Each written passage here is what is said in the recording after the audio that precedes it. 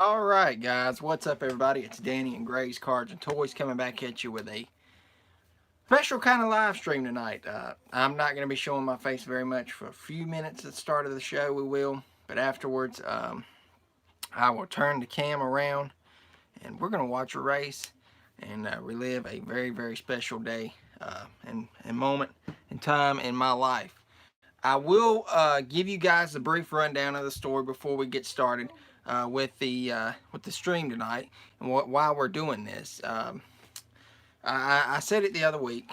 What's up, Roger? I said it the other week. I lost my dad when I was 11 years old, and the last thing and time spent with my dad was at the Martinsville Speedway at the Kroger 250. What's up, Josh? See you guys coming in. I'm just going to continue to talk. The Kroger 250 at Martinsville Speedway. And can just relive the day, and it's a moment stamped in my head forever. Is it really the end? We'll get to that after a while, Josh. We'll get to that. We'll get to it after a while. Anyways, this is a very, very special race to me, and actually this is can't tell you who won it, can't really remember it, so that's actually very, very exciting to me that I don't remember who won. So for me to watch the entire race as we're fixing to do here until the end and find out who won is really going to be fun. I can tell y'all this though, as I stated the other day, my dad was so excited because of Mark Martin. That was his guy. He was in this truck race, and Mark was on a good streak, which I'm sure they'll probably talk about it. I do roughly remember that. Mark Martin and Bobby Hamilton Jr. starting on the front row. I can remember that, but I can't remember the outcome of the race. I do remember a lot of wrecks, it seems like. But we'll get to that. Anyways, I'll give you a brief rundown of, how this day unfolded. My dad had came up sick, had been in the hospital, and he had a heart surgery. And the doctor told him not to work for the next 2 weeks. Well, we'll get to that in a few moments, but I'm going to cut this as short as I can so we can get this race started.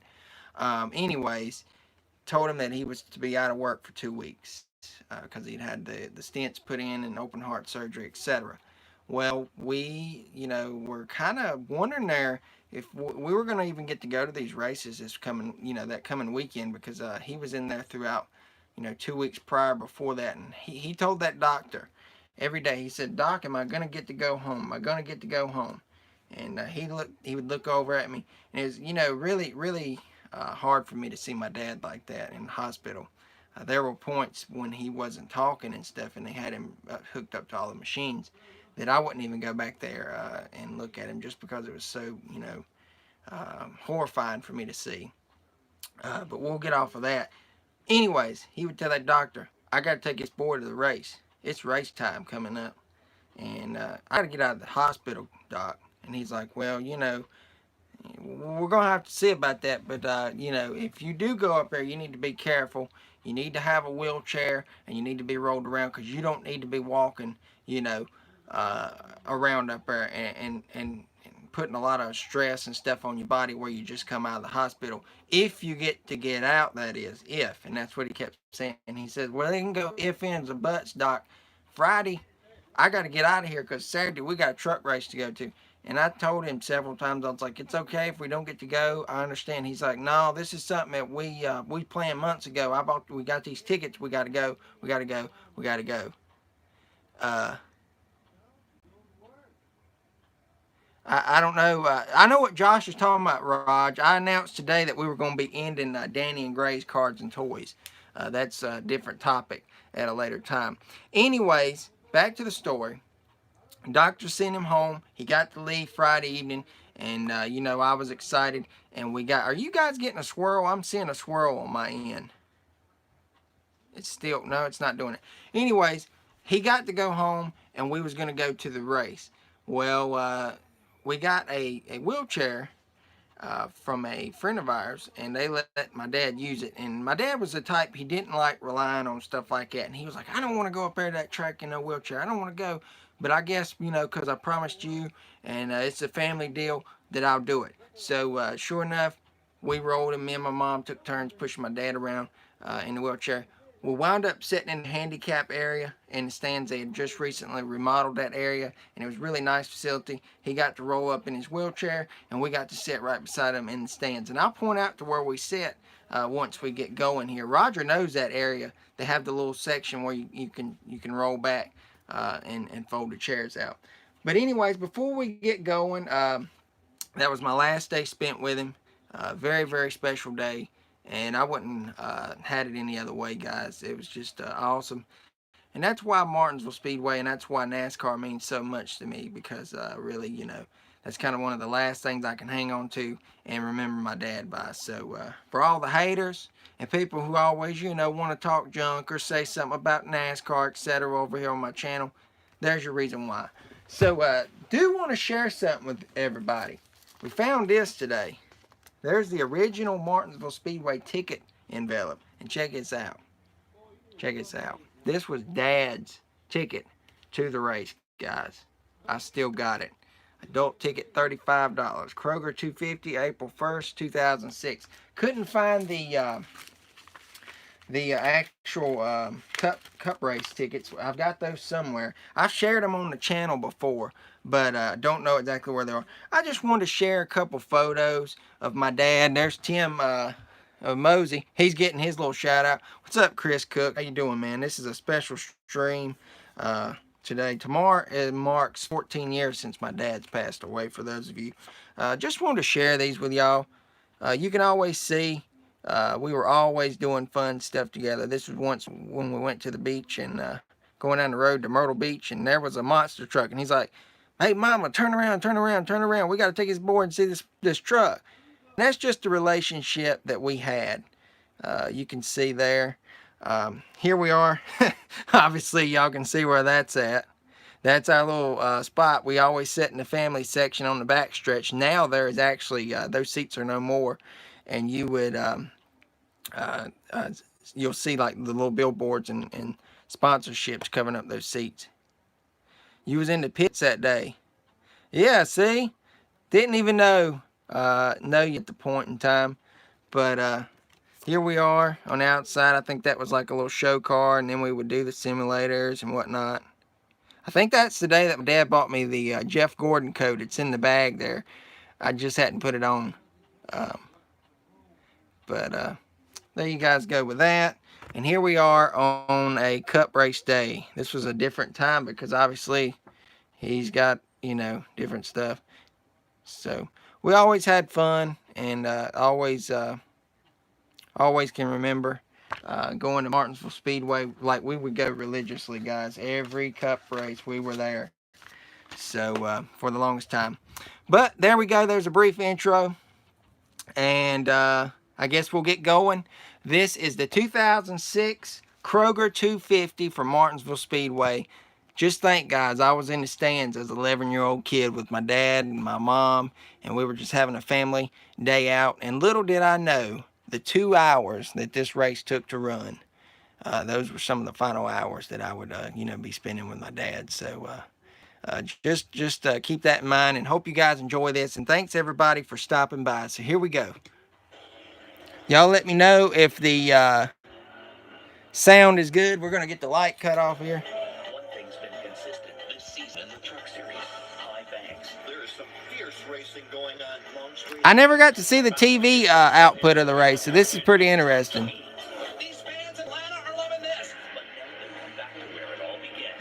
Short track racing. Here he comes. There he goes. Oh, this is short track at its best. So far this year, it's been the Mark and Todd show. Mark Martin makes his way through the triangle. He will win. Can y'all hear it? Wins at the California Speedway. Todd Bodine has been runner-up twice. Not tonight. He wins.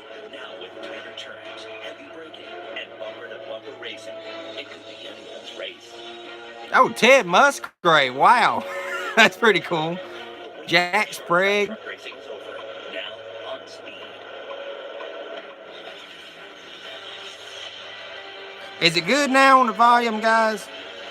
If we need to go up a little bit more, I'll go a little bit, but I don't want to go too louder.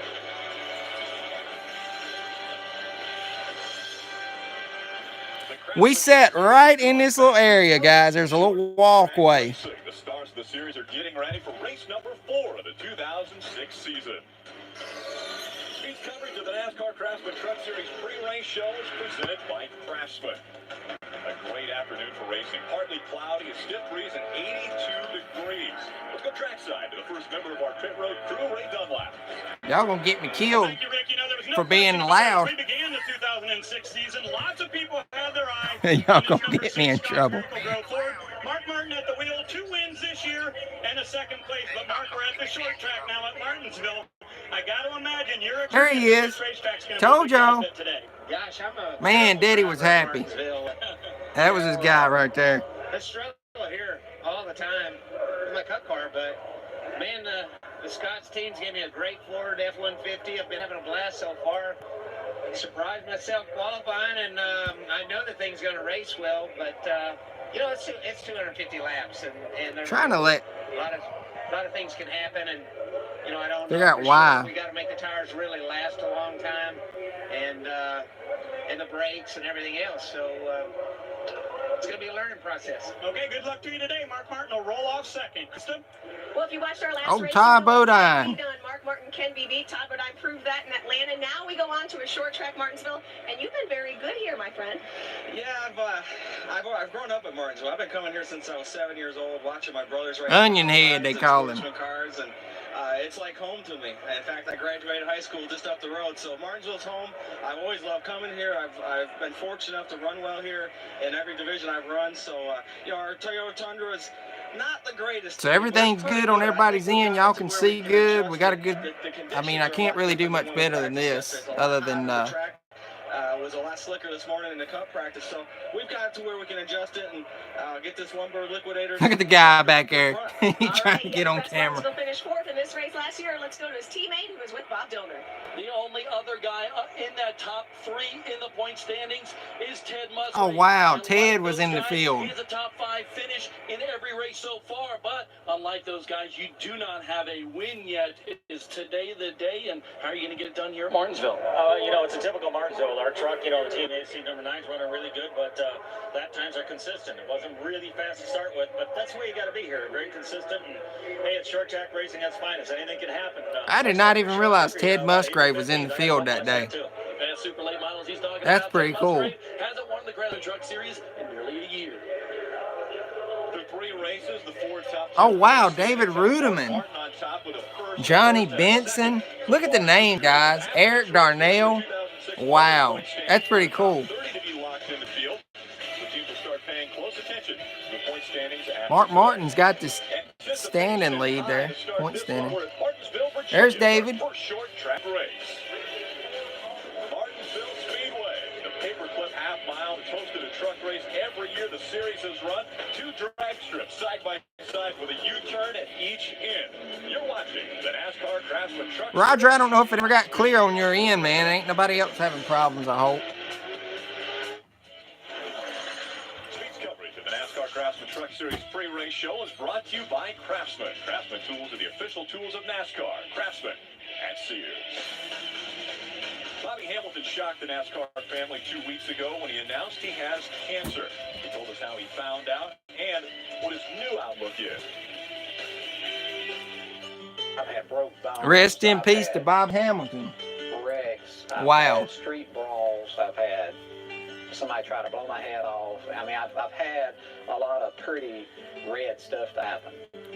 I don't think it's going to stack up to what's happening. That would now. really be. Y'all remember at the end of last year when I had that wisdom tooth problem and all that stuff? I found out February the 8th that I got neck Oh, cancer. wow. That's cool, Roger. Junior will start driving You should fast look at the and whole all. field. I think I need to do that. This is my last That would be race. interesting. I never even thought about it. Got down to the first doctor, and he said, this is what we're going to have to do. And I'm like, hey, I'm a big boy. Take that white coat off and hang it on the door. Yeah, Bobby Hamilton tragically did pass away from the cancer here. He had just been diagnosed at this time. Basically, they found a place in the lower part of my neck here. That's And, what the treatments are for. you That's know. what we're going after. And that's the extent of it. His son was taking over the ride for this race. I remember that was the big buzz in the stands. When you write my And he had name, gotten don't write my pole. name as a cancer victim.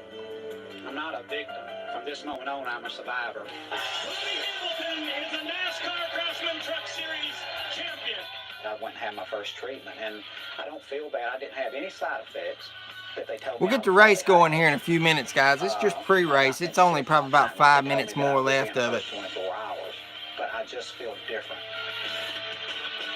I actually had a phone call this morning. I think the pre-race show would come on like 10 minutes before the race would start, something like that. Celebrities, we VIP for and stuff like that, and I'm like, if you don't mind. All right, Chris. Well, I appreciate it, man. Appreciate you stopping by anyways. With all these patients and sit and talk to them and mingle with them. And I mean, I met a woman there, her son works for Jack Roush. I mean, she sat right beside me to explain her deal to me. It brings reality out, and that's reality. I mean, it happens, and you have to face up to it. Unfortunately, everybody don't pull through this. And I hope I'm not one of them people. My game plan is to tackle this as hard as I can and race Homestead. My ultimate goal is to be at Daytona, to be back in a truck full time in 07. And this team is racing for awareness. But as you look here, you see the number is still number 18 on it. And when we look up at the top, it still says Bobby Hamilton. That's because Bobby Hamilton Jr. is just a substitute driver right at the moment. There he is, Bobby Hamilton Jr. So much success at this racetrack. He was a really good driver, but he just kind of fell off the face of the earth there. Really big, but of course the 6 truck, they're going to be on their game today. But the Fastenal Dodge is really, really quick in practice. It turned good, had a ton of forward bite. I know that'll go away as it goes, but I got that same old cocky feeling I had when I was driving that fast Bush car. So I'm looking forward to it. I'm ready to get big bang with you guys, and if I can lead all 250, I'm gone. That's what I'm going to do. So I'm going to have fun with it today, definitely. All right, good luck to you. Bobby Hamilton Jr. on the pole. Now let's hear from another guy that's His son has a restaurant. That's pretty interesting. Look at there, Dennis Setzer. That's cool. Me and Roger seen him. Me and Roger seen him about a year ago at the Hickory event. Did pretty well here in practice, and didn't get quite the lap we needed qualifying. Got a little bit tight qualifying. These guys made some good adjustments, and hopefully be ready to go.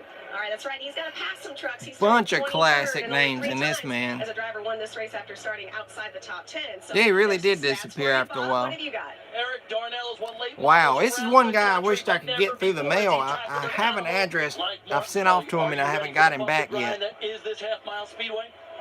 He was racing for Rookie of the Year that year, I believe. We got to come here and run a couple laps here at the Gong Show, and it was tough then, and it definitely held true. And it was tough in qualifying today too. Rookie, 8th in points right now. His first reaction, simply wow. Now here's today's Invocation at Martinsville. Ladies and gentlemen, if you would please. Pretty cool to think Roger's mingling around down in there. And the singing of our national anthem. Before the anthem is performed today, the colors will be presented by the Henry County Emergency Services Honor Guard. For today's invocation, Dr. Joey McNeil, pastor, Fort Trial Baptist Church, Stanleytown. Our Heavenly Father, how we give you thanks for the beauty of this day that you have blessed us with.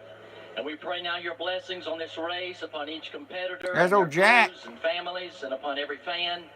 And Father, we thank you most of all for the love can't that see who that is. Through Jesus Christ our Lord, we pray. Amen. Today's national anthem performed by the there's Ron Hornaday. He put his hat back on. He's supposed to leave it off. Wow, look at the old cup thing that used to spin around. That's classic. That is classic.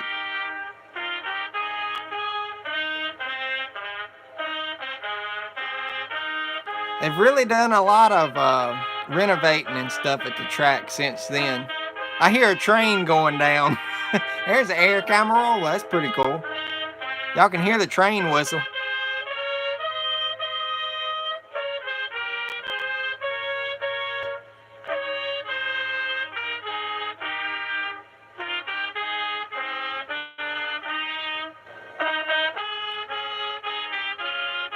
Oh, Clint Boyer, check him out. Young Boyer, too. Can't tell who that is.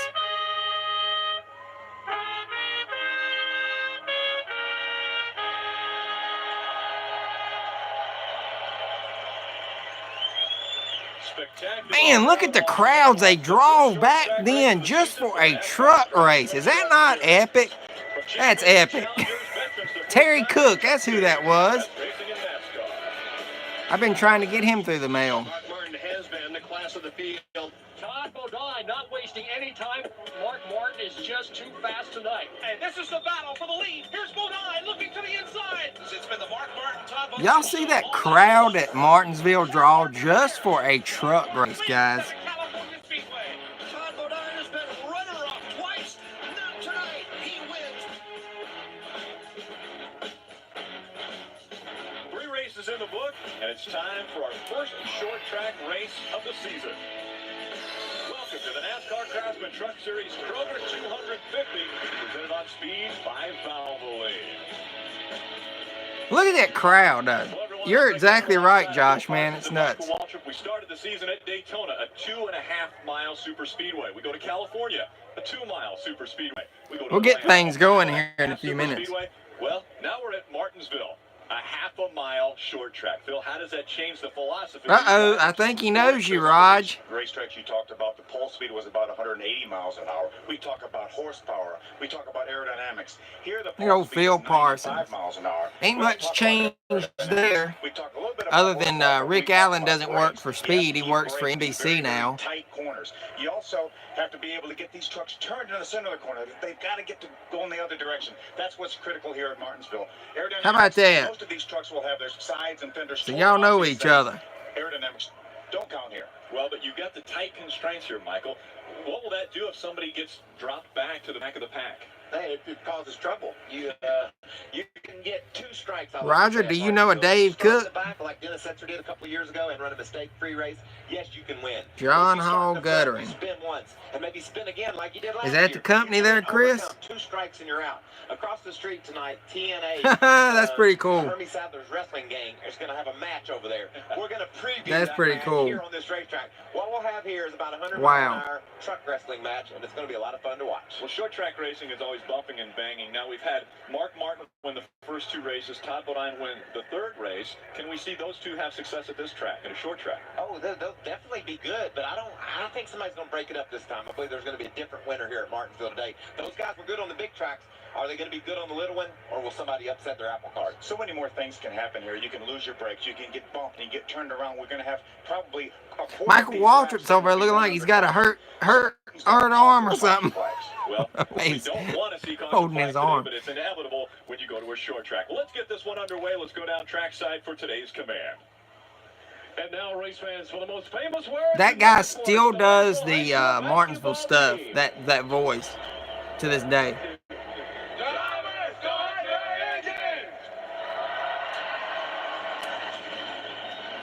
All right, let's get this race going, guys. Engines are fired up. The crowd is fired up, waiting for the first short track race for the Truck Series season to begin here in Martinsville, Virginia. I can remember Dad sitting there. He would nudge me and said, "You know who's going to win this race, right?" And I said, I already know about what you're going to say. And he said, "Yeah, Mark's going to win it." Brought to you in part by Craftsman. Craftsman tools are the official tools of Let's check out this starting lineup. I'm excited about this. To see the full field for the day.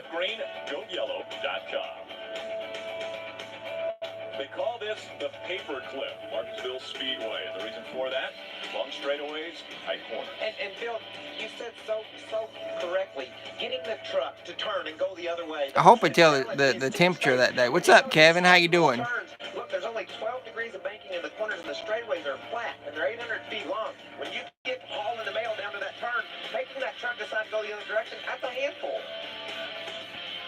Let's take a look at the race. The buy right got robbed. This race, 250 laps, 131 miles. First, a little bit under $500,000. The pit window is 150, 160 laps. That means they can go Like actual gunpoint, taking money or food or what? To make them run a long time. We talked about the fact that Bobby Hamilton will be on the pole. Let's take a look at how they will all start. Oh, they said it was 82? Dang, man, it was a nice day for April 1st. Will be the number 6 of Mark. All right, here's the starting grid.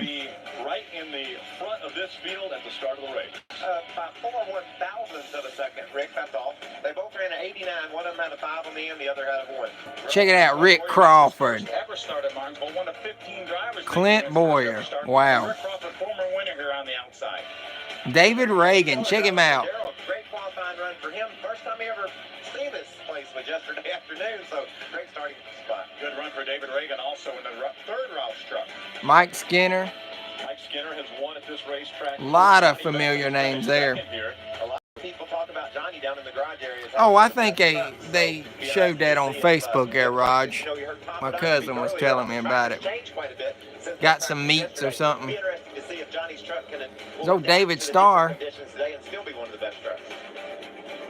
All right, I appreciate it, Chris. You can still hang out with us. Kerry Earnhardt. Wow. Marcus Ambrose.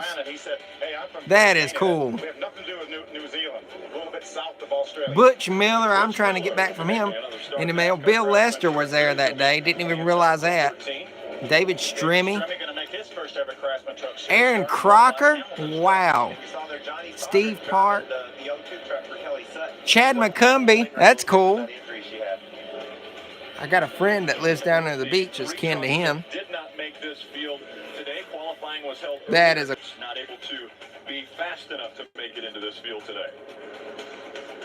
We'll be riding along with you. That's dumb right there, Roger. That is dumb. He's won here twice before. Today he starts 23rd. Ted Musgrave and his team. That's crazy, Joe. Yeah, Ted. Actually finished second here in a Winston Cup race a few years ago. Next is Mark Martin starting on the outside pole. What can you say? He's been pretty impressive so far. Keeps on belly aching that he's just learning, but he knows everything he needs to know to win at Martinsville, that's for sure. Just on the inside of Mark Martin will be Bobby Hamilton Jr. Fixing to get this thing underway, guys. What a great story. Bobby Hamilton stepping out of this truck, fighting cancer. His son stepping into it, and in the first race, puts it on the pole. While we got a second, we got 7 people here. I want to let everybody know this Let's go down to you for final thoughts. was the same day that right before my dad died. For those of you who are coming in, I was in the stands that day. For those of you who don't know, might have missed it.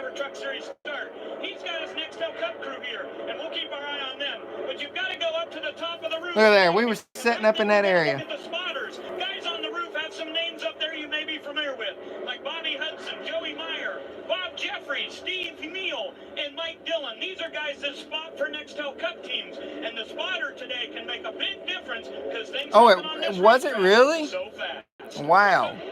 Well, we know at Martinsville you have to That's awesome. I didn't realize that. Already reminding drivers to save their brakes and tires. Now, I can kind of relate. I'm trying to save my equipment, saving my voice, that is. But how do you save the one thing you use the most? Not using your brakes, not an option at Martinsville with long straights and tight, flat turns. You've got to be easy. Feather the throttle, easy on the tires, easy on the brakes. They just said he has his cup team there for him. Oh, yeah. I missed that. Running my mouth. He's an Australian road racing. They're talking about Ambrose. Ambrose. He is hysterical. I'll laugh a minute. And this is his first truck race. Was ending the channel April Fools. Medium rare today at Martinsville. We will cover that in a few. Coming out of turn number 4, Bobby Hamilton Jr., Mark Martin making up row number 1. Dennis Here we go. The green flag in his hand. We're underway with a Kroger 250. Let's see what Mark can do here. I know Daddy was on the end of his seat telling him to go.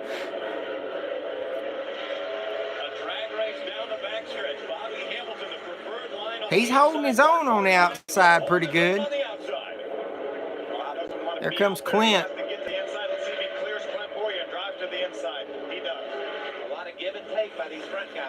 Let me see if I can fix this so y'all can see the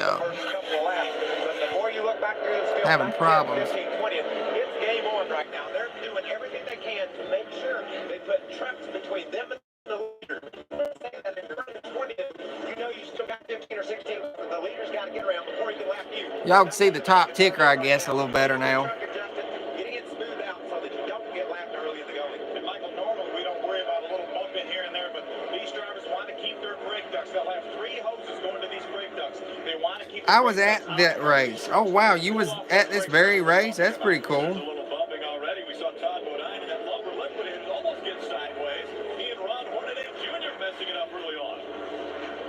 Sorry for the bad quality. This is the best I can do. A lot of it is incidental, Bill. Danny, you got me before. You're just trying to get an inch What's up, High Octane? How you doing? We've already got us our first caution. Just about. Not quite yet. I thought we had one.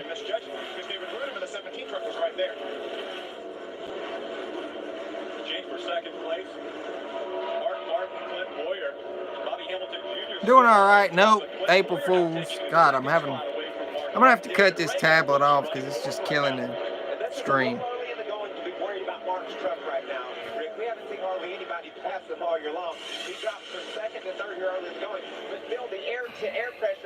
Does it look good for everybody? To make sure it looks fine. Sometimes if you're good for 8 or 10 laps, you're not just for your 50, and that would be much more important. And Mark Martin knows how much he needs to save. We've got to cut across sideways in turn 1, but Mark Martin knows. Uh-oh, David Reagan's got a problem. How about that? David's first start at the track.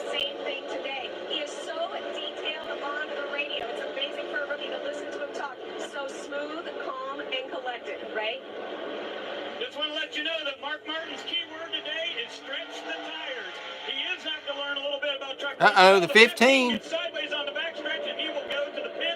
15's got a flat. Oh.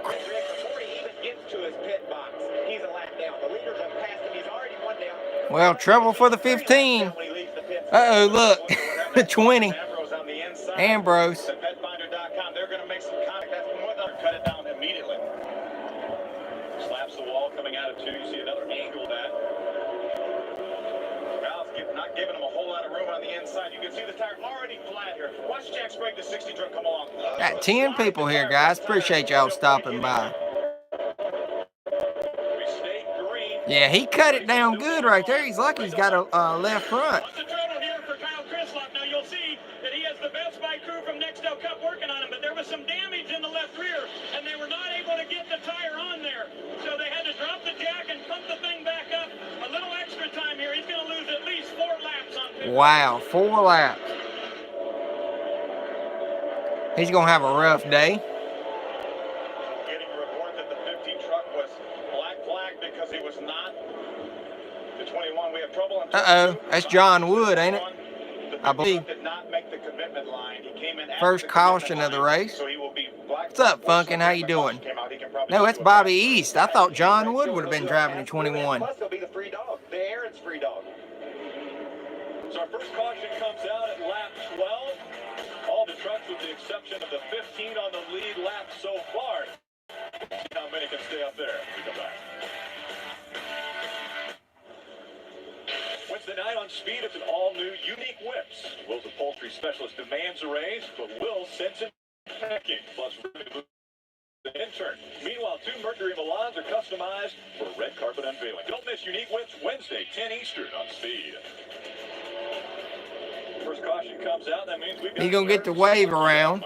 Yeah, the Aaron's lucky dog goes to Kyle Krislop. He's 3 laps down. He caught a break, got to pit under the caution, there, Phil, to do his stop and go. But before He's still got some left rear damage. Y'all can see it there. pick up the Aaron's lucky dog. Luckily, they're at Martinsville, so that won't affect him too much. He gets the free dog here.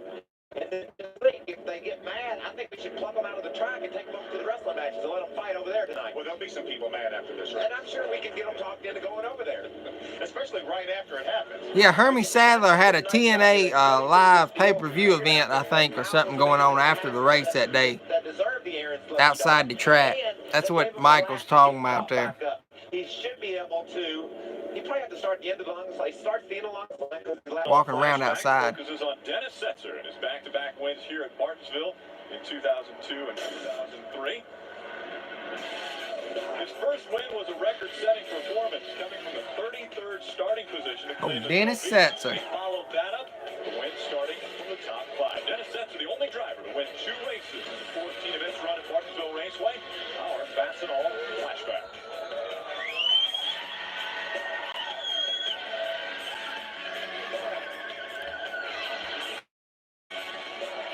Amazing, in just 14 races, only 1 driver has been able to go to victory lane twice here. That means Dennis Setzer actually did it back-to-back. That's right, you see it. Dennis carrying the Cure. Yeah, it is actually high octane. So something that Dennis is obviously Really is.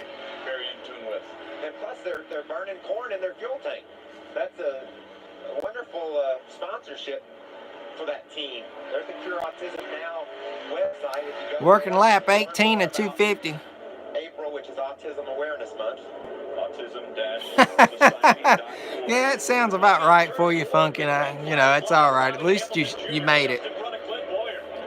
It's a really special race to me, guys. Check him out. Boyer's moving him out. Look at him go. Wow.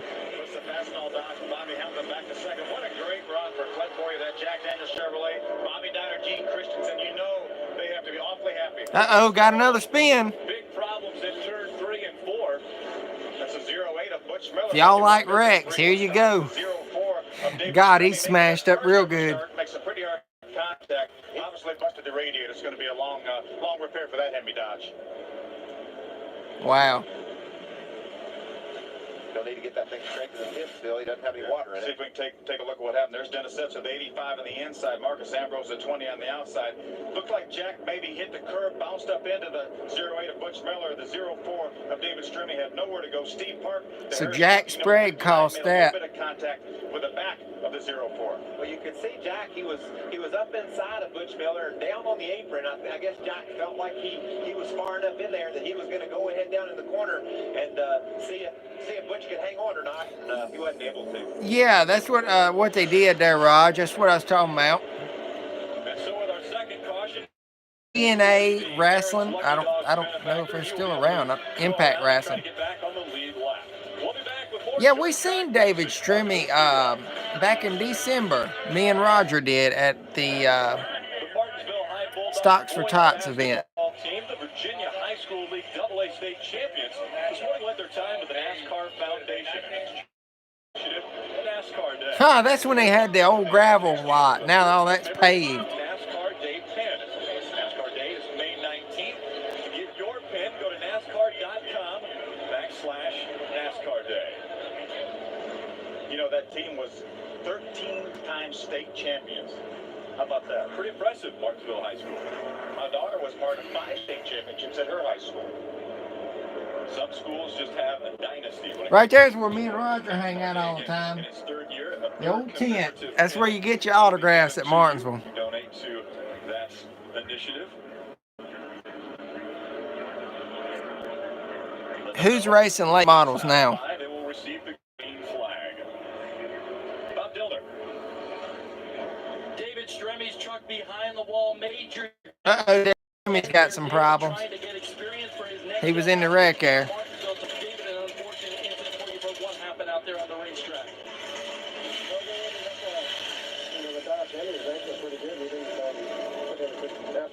I think that was a lack on my part, not getting aggressive enough, but the fact they're riding and the truck was pretty good.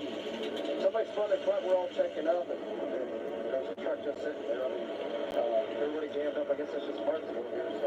Y'all can see the cup cars right there in the garage. Tough day for David Stremmy here at Martinsville.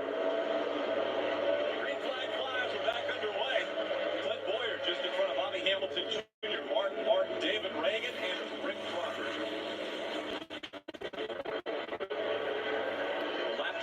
What's up, Camden? Uh-oh, look at there. He's getting up in the way of the leaders, man. That ain't smart. Move him out of the way, Mark. Mark will move him. About that lap truck pulling in front of him. Ray, what's going on down there? Just want to let you know, I said earlier there about Mark Martin saying I need to stretch the tires. We've got to stretch it out over a long run. They said, well, watch that 07. He's fast. He says, don't worry. Clint has never raced here, and he doesn't know about conserving tires. He said, I'm going to take it easy through the corners, and we'll beat him later on today. I'm not worried about it. Smart veteran move right there. Again, Clint Boyer in the 07 is out front of this field. You saw the 21 of Bobby East just in front of him. He is on the tail end of the lead line. Boyer's going to dive in on the inside of him. Hopefully Bobby will get enough room to get in there, and he did, because Clint was committed. It didn't matter where Bobby East went right then. Clint was going Start lap 29 here. Laps just tick by quick in this race. It's a lot different winning a truck race of only 250 laps because we have so many cautions. These cats need to run I think that lack of experience could pay off for Clint Boyer because he doesn't know how to conserve anything. He doesn't need to conserve anything in this race. On average, we're going to have about 65, 70 laps of caution flag laps here in this race. So Clint Boyer can probably run his stuff a little bit harder. He doesn't have to have breaks for 500 laps. Or, as next up cup car, they come and put tires on every time the caution flag waves. Sometimes 2, most of the time 4. What's going on with David? David Ruben's complaining of a vibration. Right now, the team is kind of doing a system of checks. David Ruben's got some problems here. Maybe with some tire buildup. Chase Rovers said maybe it's a brake move. They sometimes get a little worse. Now they're turning out the fans again, trying to find a baseline to figure out what's going on. Complaining of a vibration right now on the 17. Yeah, that's what I thought, High Octane. I thought that was correct. His comment went away. I seen Kyle Busch something. I just couldn't read it. He's a little gun shy, but he's maintaining a top 10 position right now. He's got Ron Hornaday, the 33 Chevrolet, all over him. Now, we see Ron Hornaday right behind David Rudolph. How does a guy set up another person to get by him on a track like Martinsville? You run into him. You try to make a move on him, but you try to just... Roger, who was you in the pits with at this event? Was this the Stanton Barrett days? I guess it would be. Right now, when David is early in the going, I don't know. These guys are in a comfortable position. They're filling out their trucks. They're not in danger of getting laps. They're inside the top 10 or right there at it. So maybe they'll be patient at this time. It's so very difficult to pass at this racetrack. We've got Bobby Hamilton Jr. You see him right there, almost middle of your screen behind the 21. Those sevens checking out up front. But Bobby Hamilton Jr. more than likely has a faster truck than him, but he doesn't want to push the issue. He doesn't want to beat up his front end, trying to move that 21 truck out of the way. He realizes that this is a long, long race. He's got plenty of time. I wouldn't call it a cushion, but he's got Bobby East, who's a lap truck in front of him. Then he's got Kyle Krisiloff, who's a lap truck behind him. And so really no one's challenging Bobby Hamilton Jr. for the lead right now. Well, the fact that the 07 is driven away from everybody, that's the kind of cushion you want, Bill. He's able to drive his own race. Warrior's a half a straightaway ahead, not even in the picture screen there as they head down the back straightaway. Now Mark has returned to the back bumper for Krisiloff, Bill. Mark will move him too. But a damn look at his grill right there. He's pushed it in a little. Heating these trucks is very, very critical. Right? So you having any heating problems down there with the 6 truck? Yeah, absolutely, Phil. And they just said we'll pull off 2 pieces of tape whenever we get this first pit stop. He said temperature's going up. It's raised about 55, 60 degrees. Right now it's at about 240. And the temperature on the engine's going up, Bill, and so is Mark. There's a cat that messed up Mark by cutting in on him, messed his grill up, and now Mark's right behind him. He's going to be probably thinking, you better get out of my way. I'm not going to be as patient this time. Good battle with Terry Cook and the 10 truck, the 59. Watch this. There's Terry Cook. He made an early pit stop. There's the 59 of Steve Park. Looked like 59 of Steve was going to move over to let Terry go. Terry over. Look at there, we got some tempers flared. A little bit down there in 1 and 2. Not real sure about all that. Maybe there was more to the story that we didn't see earlier. Well, we talked about tempers. Martin is able to get by Kyle Krisiloff, at least have the preferred line. Krisiloff now stuck on the outside. David Reagan gets by the 50 as well. He's going to open up the door. There's the port. Yeah, High Octane, that was my dad's driver, Mark. Krisiloff would love to get down on the inside rate. How about Terry Cook? What's going on with him? Well, you were right. He did pit on lap 22. They took some tape off of the grill and they went up on the track bar to try to loosen it up. He was very, very tight in the center. Bob? Right now, Tom Bodine is not... What's up, Rick? How you doing? About 42 laps into this 250 lap race. Just hanging out watching it.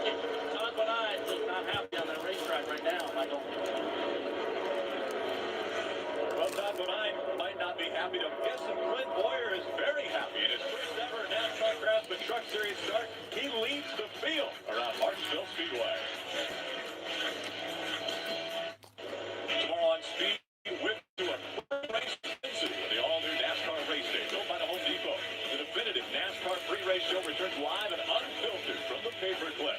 NASCAR Race Day, built by the Home Depot, live from Martinsville, tomorrow 11 Eastern, only on Speed. Coming up on lap number 50, Clint Boyer.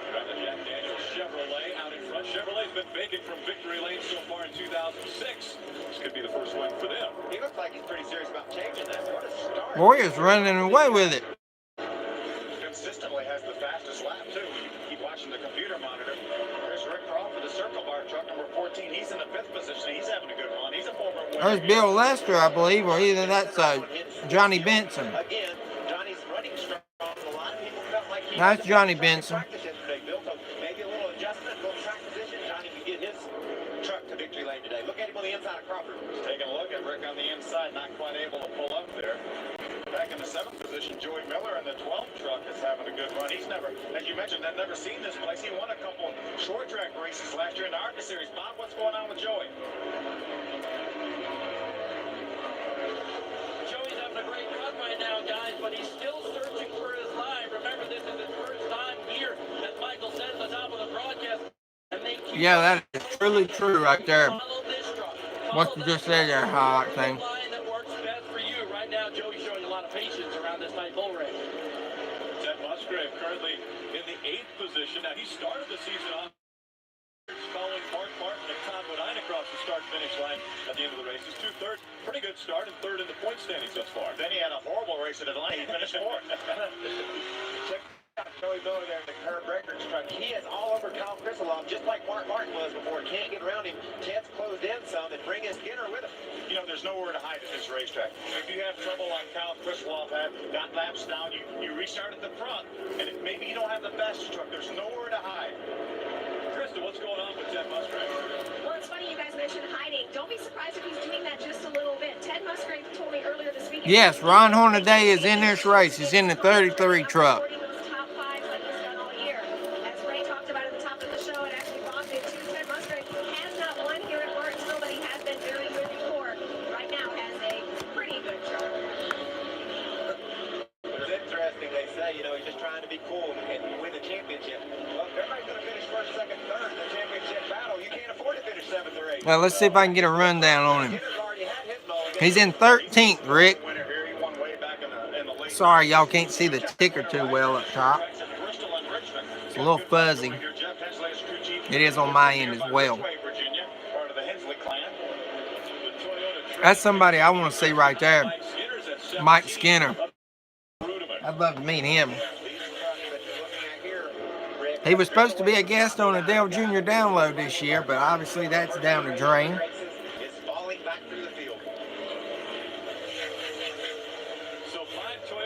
Strimmy is in last out of the race, I guess.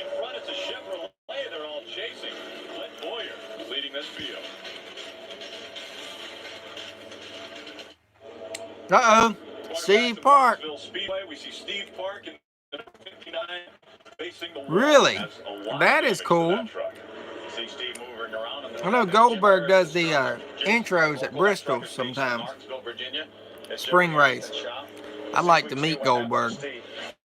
Catch it right after the starts. He's already sideways, axing the wall pretty hard, Michael. Oh, Steve Park runs a batteries plus bulbs down there in Martinsville. Getting in the corner, maybe even got those back tires wheel hopping by using too much brake.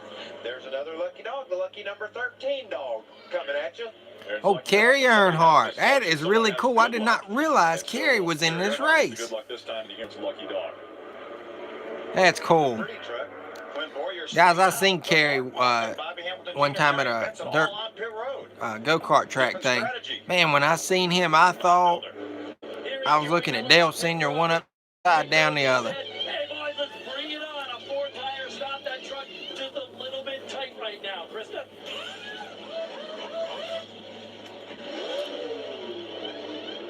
Point adjustment.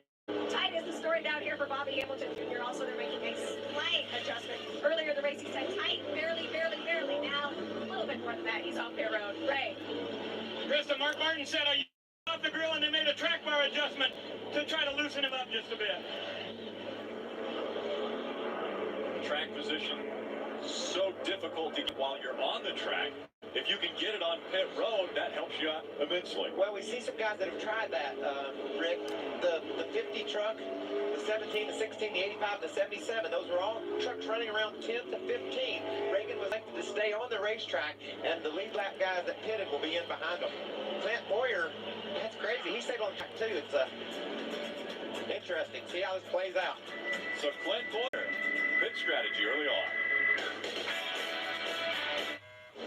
Tomorrow, NASCAR on Fox returns with Nextel Cup racing from here in Martinsville with the DirecTV 500. The world's best drivers take to the track. And that was the race that we never made it to, guys. We had the tickets, but we just didn't make it. 500 tomorrow at 1:30 p.m. Eastern, 10:30 a.m. Pacific, in high definition only on Fox. You know, there's our leader right there, Clint Boyer. He will be driving the Tony Stewart, we're going to win that race. That is tomorrow, 1:30 p.m. Eastern. Green flag comes out in Martinsville. We're back under. Oh, look at the inside. They surely didn't get going there. Lap cars. The lead lap trucks, 5 or 6 of them have stayed out. They stayed out on the track to gain some track position. Mark Martin is currently running in 7th, and he's the first captain of the tires. Be interesting to see how they can deal with this traffic and fight to the front. There's a battle for second. David Rubin's on the inside. David Reagan on the outside, the 50 Roush Ford truck. These are two also on the trucks that stayed out. That's the 25 lap truck right there. Them lap trucks is getting in the way. We got to spin. Greg Kinsler, and number 29 gets turned around. No. I think Michael, since Clint Boyer stayed out on that most recent caution flag. Craig Kinsler. That's a question. I've got a card of him. Is he kin to Steve Kinsler by chance? Does anybody in the chat know? Because I've got a card I'd like to get signed by him. I don't know how to track him down or whatnot. Caution flag will probably make this a 2-stop. Should be his son. Greg Kinsler getting turned around. He was sideways when he got to the corner. I think he overdrove that corner, locked the brakes up, as you mentioned. Probably got the rear wheels. Sure, somebody here knows. Before he even got down to the corner. Pretty lucky that he didn't get any more damage than he did. He tried to drive into a bit of a box there, Phil. He probably realized once he committed to that box, there wasn't any room in there for him. I think Craig is Steve's son or nephew. Okay, all right. I need to check into the name and see if I can figure out an address for him and get that thing sent off. Because I've got 2 or 3 cards of him. I'll throw one out the door. I've slowed down and don't want to send out anymore for a while until all this mess is done with. He will have to race his way until he gets into the top 30 if he's not able to do it here. Very critical. This is something NASCAR instituted last year where they guarantee the top of the Turn y'all around for a minute. We'll get back to the race. I'm still got going. It is his son. Okay, I'll get y'all back. Just want to let y'all know, ease some of y'all's mind. The announcement earlier, it was a hoax, guys. Man, I had y'all going real good. Even had some of you crying and sad and everything. So that means a lot to me and my son that y'all feel that way about our channel. So maybe that'll ease y'all's mind. Let y'all know it was all a hoax, because we were just playing along with it. We're not going anywhere, but good break to do it. Sorry, I had to do it. All right, so back to the race.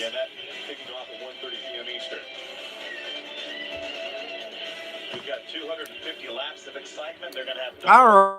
the 07 of Clint Boyer and that Jack Daniels Chevrolet coming out of turn 4.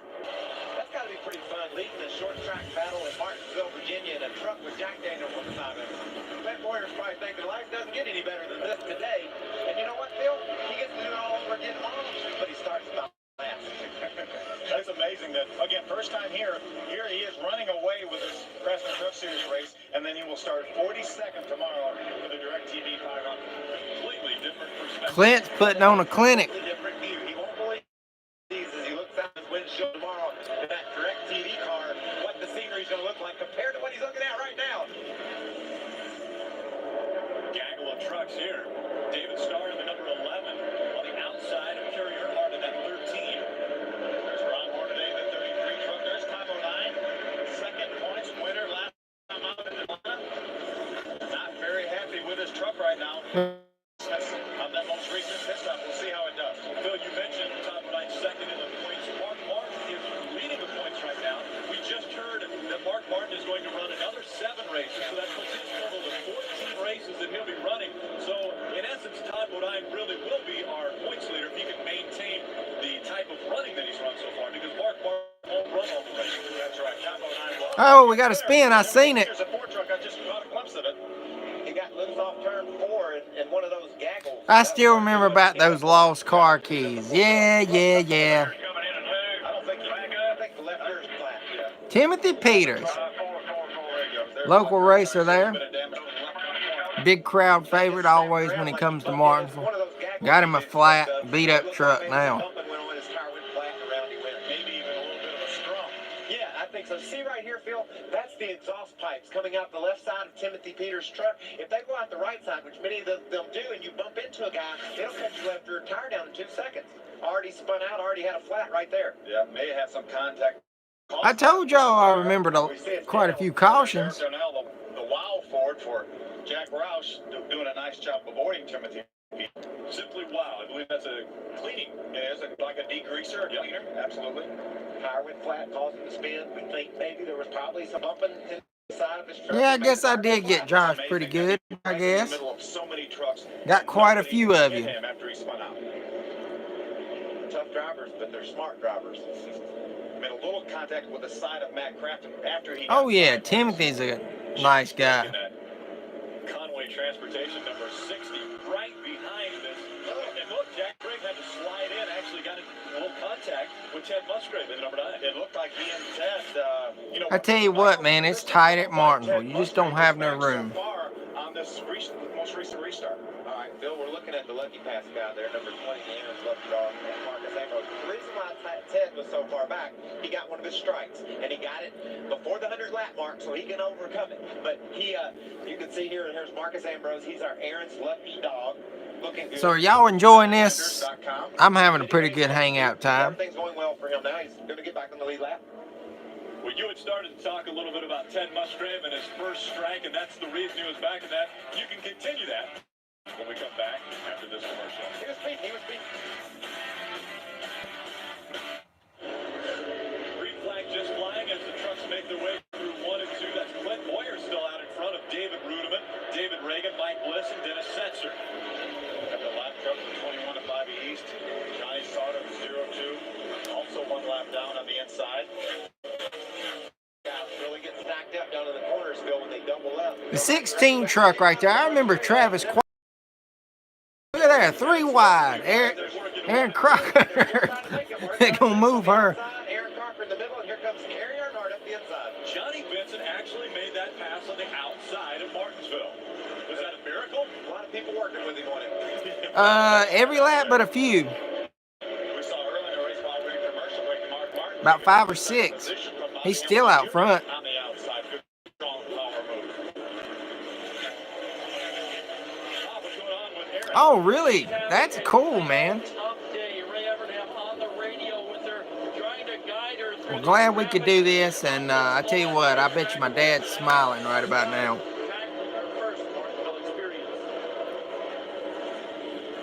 We have 15 drivers that are actually attempting their first Martinsville race here.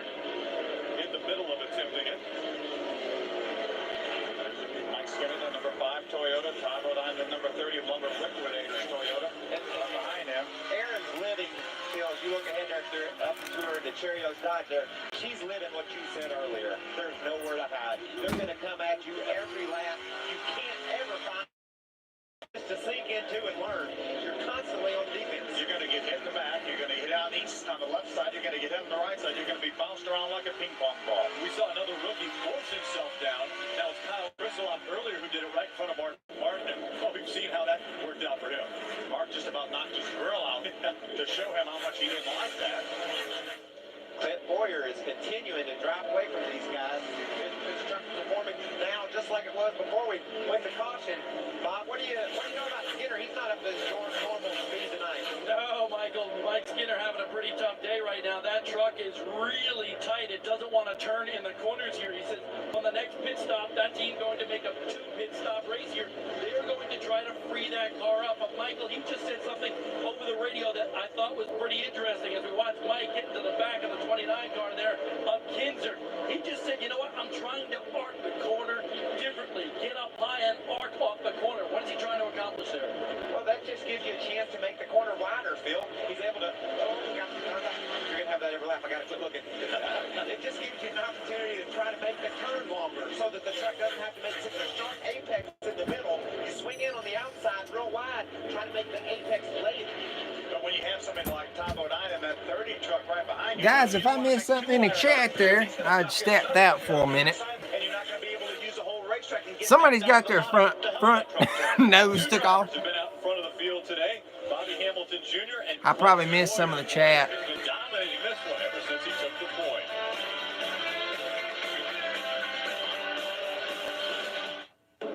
Welcome back to Martinsville, Virginia. The 6th caution of the day has come out. Boston Reed having problems. You see the fluid behind. Aaron was not ready for trucks. Needed more years in ARCA. She needed more years in a lot of stuff. Rick, this is going to take him out of that chance to be in the top 30 at points when we head to the next race. First saw Crocker was at Charlotte. She drove the Love Bug on the pre-race show. Oh, man.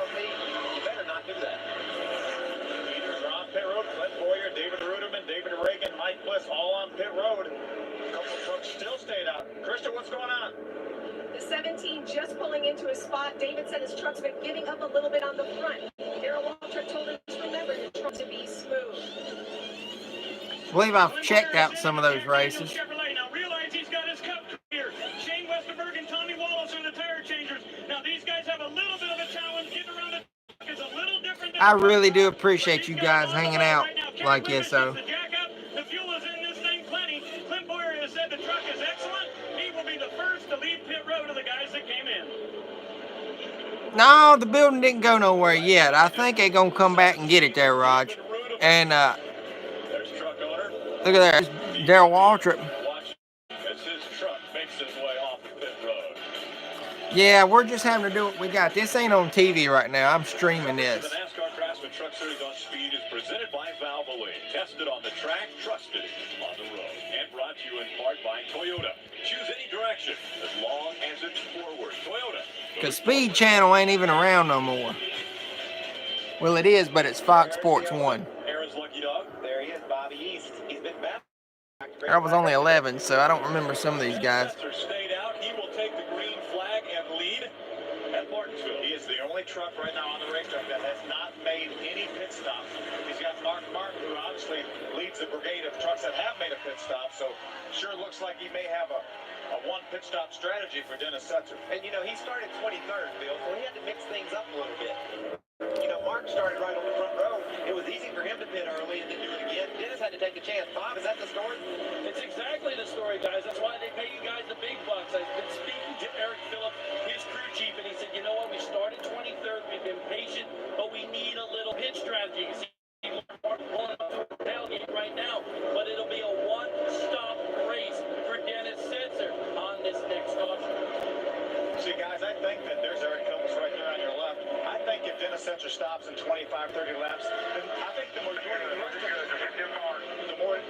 rest of the too, that will negate any advantage he has right in a one-stop race, but it gives him track position. He was running about 15th place when all those other trucks pitted. That gave him a top 5 position right there. Now he stayed out to get the lead. When everyone else pits, he's going to come in as your leader or very close to the lead. Good pit stop will get him out with the front. I think that his strategy right now has pretty much paid off. Whenever the caution comes out around lap 150 or so, I bet you everybody pits, and then he comes in as the leader. He's proven right here. He's driving off with fresh tires with Mark Martin. He's proven his truck can do the job.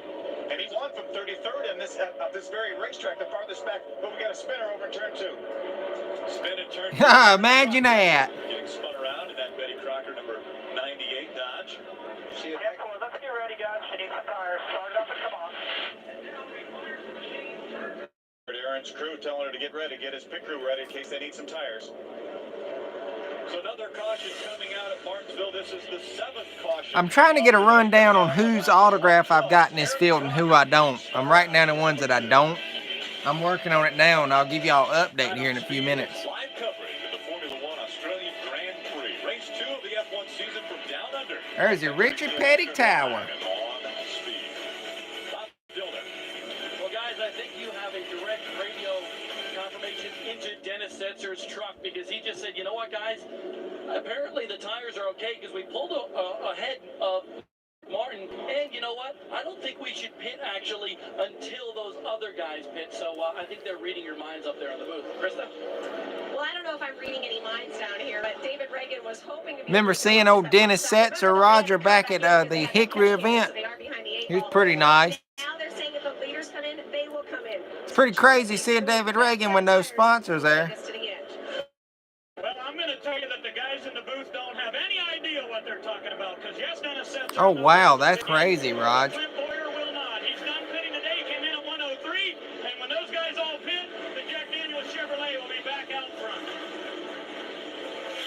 That's what we're talking about. We can't think of everything up here. That's why we got you down there, Ray. If we could do it all, we wouldn't need you. But I'm going to tell you a strategy I like to do on Terry Cook. He just pitted under this caution. I bet you he's done pitting too. So he's in better shape than all the cats that haven't pitted yet. Mark Martin, some of the guys that will come to pit road again. Terry's going to get ahead of them because he'll just stay out. He's going to have track position. Dennis Conner, new crew chief over there this year on Terry Cook. They're going to do a little pit strategy here.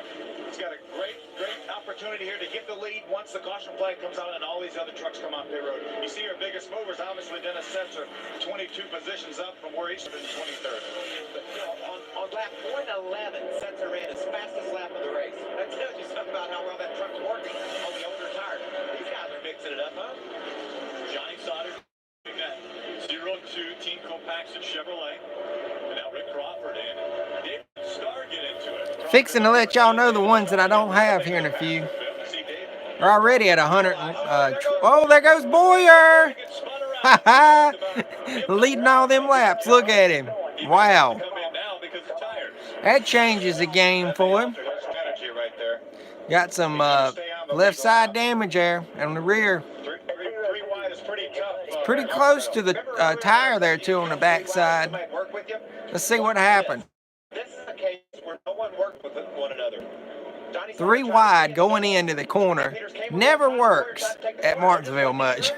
So couldn't drive to the inside because Timothy Peters was there. Unfortunately, Clint Boyer probably did not realize that. He didn't realize it was going to be 3 wide. He knew that if it was just side by side, that Johnny Sauter would drive down to the curb and he would have plenty of room. It didn't work out that not way. for sure he was leading there, but he had led a lot. Responder will say, you got one inside of you. You'll say, that's okay. And then he'll say, and another. And you go, oh no. Yeah, it's too late. It's too late.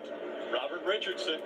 That's another person I've got one card of I'd love to get signed. Robert Richardson, that'll put him back on the lead lap at the tail end of the lead lap. I know y'all realize this, but you can lease quality furniture's electronic appliances at Aaron.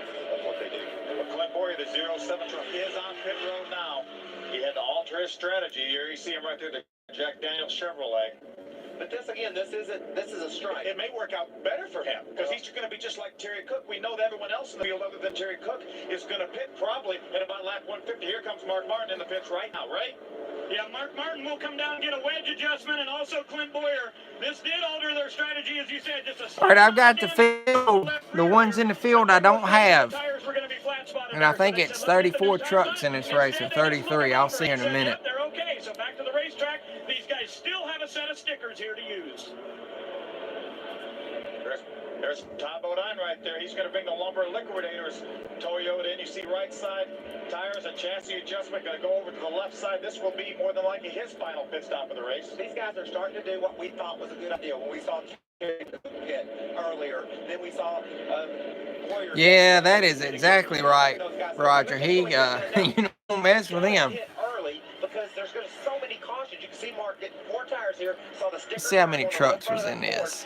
This is his final stop of the day. Yeah, and everything went real smoothly there, Michael. He was still just a little bit loose in, so they wanted to make an air pressure adjustment on the right front. 4 tires on that Scott's Ford, and Mark Martin, you're right. I believe he's done for the day. There was 30, I can't see it. I think 35 or 36. With the Nextel Cup racing from here in Martinsville, the DirecTV 500. World's best drivers take to the track.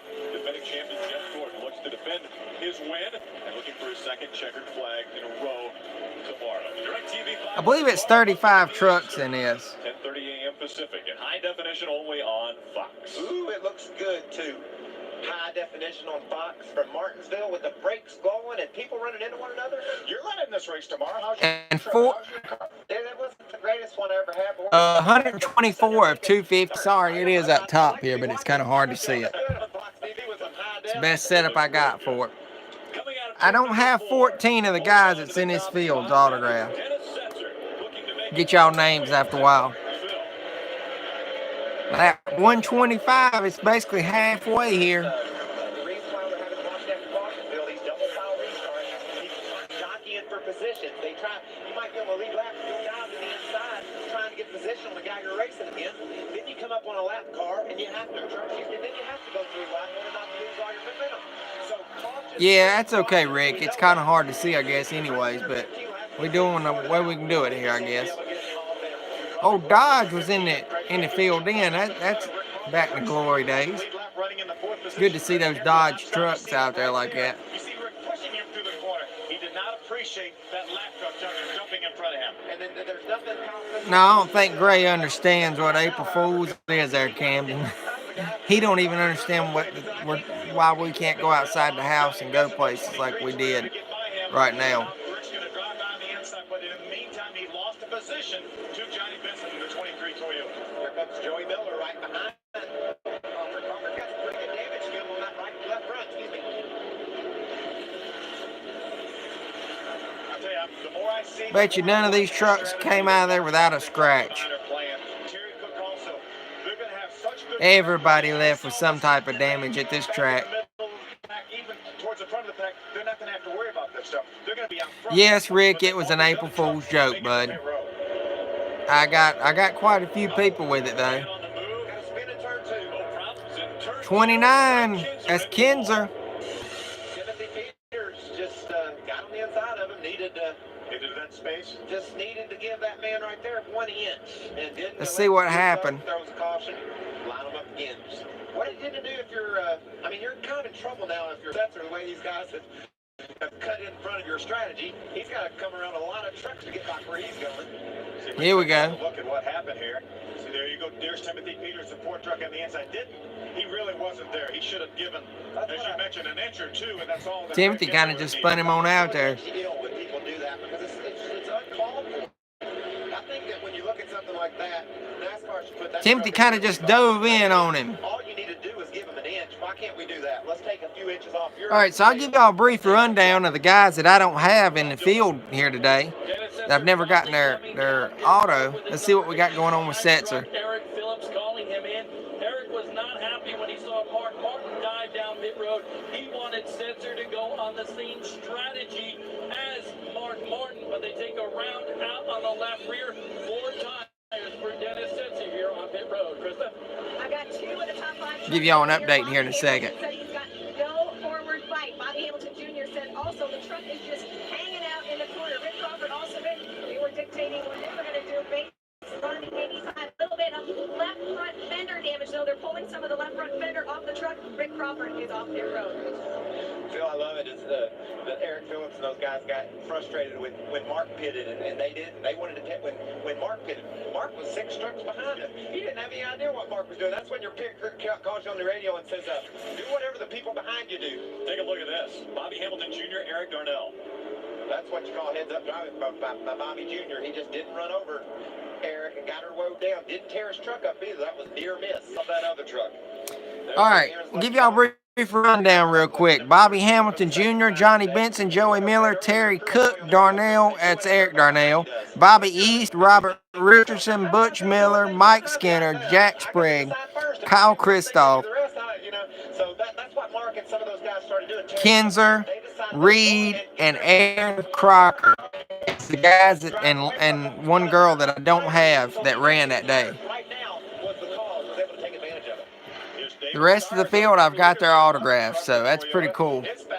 There she is on the inside. She needs to just hang it up.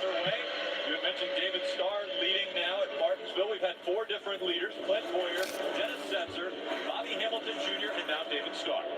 He had the battle of 15 truck of Craig Kinzer down in the corner. The 15 didn't want to get to the bottom of the racetrack. He's 2 laps down. You see right now Johnny Benson having the battle. That lap truck of Craig Kinzer. There's going to be a lot of people mad at Craig Kinzer after this race. A lot of people mad at him. Look at him.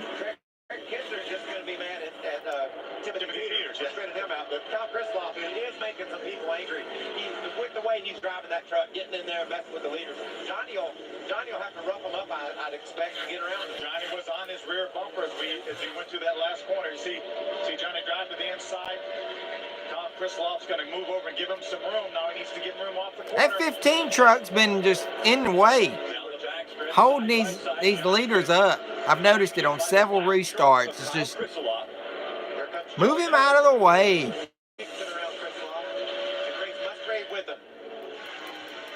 Now Chris Loft is in a no-win situation. He's going to try to duck back in again at the Uh-oh, the 10 of Cook. Cook gets spun around in that number 10 Ford.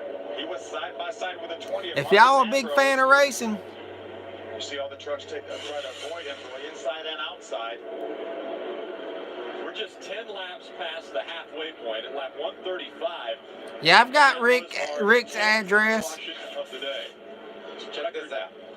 It's on the outside of Ambrose. Those two trucks bump. Ambrose gets loose down on the inside, Phil, and when he corrected his truck, he bumped into Terry Cook and spun him out. Certainly no intent there, but unfortunately Terry Cook gets the worst of it. Here's what Martin saw. Watch right ahead. Mark was pretty close to that. Bump a little bit. You see Marcus get sideways, clear. He about got cut off by the 21. 10 of Terry Cook. Well, here's Dennis Simpson, the autism now truck. He just saw a bunch of smoke there. He's going to say, I'm going to drive by Terry Cook on the inside or avoid him. Meanwhile, Johnny Benson is on pit road. I'm going to guess that... See, Johnny, I'm sure he's going to get right side tires. Going to get all four tires. It'll be his last pit stop. Marcus Ambrose, the 20 truck, also in. Johnny's got a pretty good truck here. He's been battling around the top 5. Oh, Roger's going to give away some Danica cards. That's what that was about. I was wondering what that was about. Yeah, I'll get them to you, Rick. But he'll have a lot better track position than some of the other trucks that have yet to pit. But there's only a handful of trucks still that I think have yet to pit. I think everybody's getting close to being pretty well done. Joey Miller running in the second spot, pitted back on lap 65. Will he stretch it? Will he try to go all the way to the finish? Johnny Benson coming off pit road after his last service. Watch your 15. He's back up front again. He'll screw the restart up. Then you got Miss Dulacky right behind him. Come out of turn 4. We're back underway at Martinsville. The first 3 trucks pitted way back on lap 65, Phil. That's a long way to go, but we've seen the fastest lap some of these guys have run just recently. So the tires that Goodyear brought here are holding up. Will they go all the way to the finish? That's the question right now we're all wondering. That would leave them with 185 laps to go. Move him, Ted. Laps will run with caution, so you don't wear out your tires whatsoever. So they may be looking at 130 or 40. He'll move him. Look at him. Be able to do that. Bob Dillner. Joey Miller will have to come down pit road at least one more time, says it's crew chief Johnny Allen. They pitted, as Michael mentioned, on lap 65.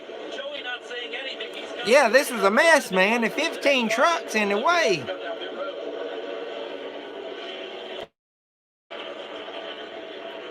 108 laps to go, guys. So quick how fast this race just, goes by.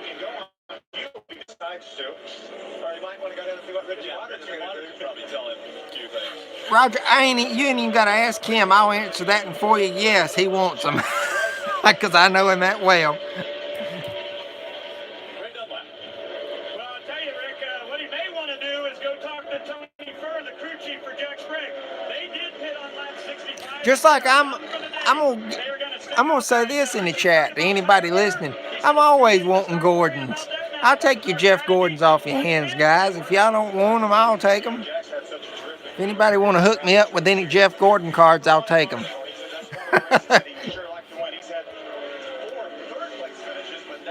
Got that victory here at Martinsville. And he's, for one stop strategy, he's pretty far back. He's running at 6, but that's right where all the trucks that There comes the 07 of Boyer again. I guess he's worked his way back up. Speaking of getting on someone, Todd Woodine right now in that number 30. Got some good racing right there. Tight racing. A little too aggressive. Well, they'll do that occasionally, and I'm sure that's not the first time Todd Wodine's ever heard that. Yeah, I thought so, Josh. Your latest Gordon video is uploaded. Okay, I'll have to check it out after the stream. Yeah, I've got all yours, Rod. You gave them to me. Rick, I don't know if you want to donate to the cause or if you got any you want to get rid of. I'm out here street bumming, I guess. Right now, that 30 Lumber Liquidators truck running a little bit hot. Some pinstripe at the top of that. Right now, trying to survive. If you got any doubles, Still over 100 laps to go, Bob. So if that thing's hot, try see if I can fit road. You know, sometimes look at the gap he's got right there. This is the time he can say whether that thing is pulled down or not. He's not rammed up underneath the back end of someone else's truck. pretty good racing so far, though. I've really enjoyed this. Hope you all have. Battle for second position. Joey Miller just in front of Ted Musgrave. That's Joey. Oh, wow. Uh-oh, we got another wreck. Terry Cook again, Marcus Ambrose, Johnny Benson. I can't tell the other truck over there. Marcus Ambrose. Ambrose looks like he's had done at the racetrack. Looks like he got a radiator too. Yeah, I thought so, Rick. If you want to check for doubles, that'll be fine. Totally fine with that. 290 different Harvics, not counting doubles. That's doing pretty dang good, man. That looks like that could be oil, Phil. That'd be a mess. I think Marcus Ambrose is done for the day. Just drive that thing on in the pits. Back to the garage. Looks like Johnny in the 23. I mean, he jammed up against Kerry right there. Johnny went around. And Kerry Earnhardt ran in the back of Terry. Head the other direction. You can see Johnny and Terry just got. He's went back over to Camden. He was running go-kart motors there. That's right, Joey Miller on pit road. Yeah, he can rub it in all of our faces. He's got 216 Richard Petty autograph cards, guys. It's pretty nuts. I need to get a count on my Petties and see how many I've got. He's done a great job. He was battling up there in the top 3 positions, battling with Ted Musgrave for the second position. Well, Craftsman is always on the cutting edge of technology when it comes to tools. Today, we want to spotlight another important piece of equipment that Craftsman makes available to all of us in the Craftsman Tool Tech, right? Well, thank you, Rick. You know, a lot of times when we come to Martinsville, the cautions come early, and sometimes there's a lot of them. But then there's other races where we'll see a lot of them right at the end. And anytime you're at Martinsville, you need the right tools, like these right here, the new crowbars from Craftsman. Now, what I like is good spotlight for some sponsorship time, I guess. And this big old 24-inch, and look at the size of the lip on this thing. You can get a lot of work done with this. Now watch, when you've got a truck that's crashed, you can just pull the sheet metal out anywhere you want to go. The guys get around to the back, and when you got work to do, you can get a lot done with this because you get lots and lots of lift. We see it at Martinsville a lot. Bent sheet metal, and you need the right tool. They all come from Craftsman. Aaron's lucky dog. I'm not so sure. I think he needs to hang it up, too. Well, puts you right back in the mix. Well, he's got to get one more back, and then he'll be in the mix. Oh, really? What's up, William? How you doing, man? He's got a pretty good truck, and it makes it look bad when he's up there because he reaches. Kyle just needs to hang it up. All those trucks that are leading this race and racing in the top 5, and it's been a challenge for him. But Tracks are needed when you visit a short track. The bumping and banging continues from Martinsville. It's actually less than a mile and 3/4 also. Here's how we've gotten to lap 155. It's like .263. It's been a rough and rocky road to lap 155. Forget what it is, 542 or something like that. I know it's not big. Austin Reed had some help from Bill Luster. Around he went, makes a lot of contact with the front of that truck. Here's Aaron Crocker, the checks dodge, get turned around. That's Crocker's usual.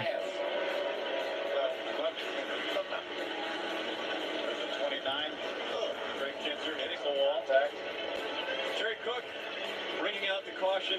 Actually, that was the 9th caution and it involved with the 11th. Told y'all it was a lot of cautions during this. Couldn't remember how much. Several radiators, a bunch of noses, A lot of water. David Starr out in front as we take a look at the race. After 156 laps. High Octane probably has. He's from up in your area. Different drivers have been out front with just 3 lead changes. We heard Bob Yoder down in the pit saying Johnny Allen said there's no way we can make it to the finish on gas. Well, he better go tell Jamie Jones on the 11th. And Probably so, Camden.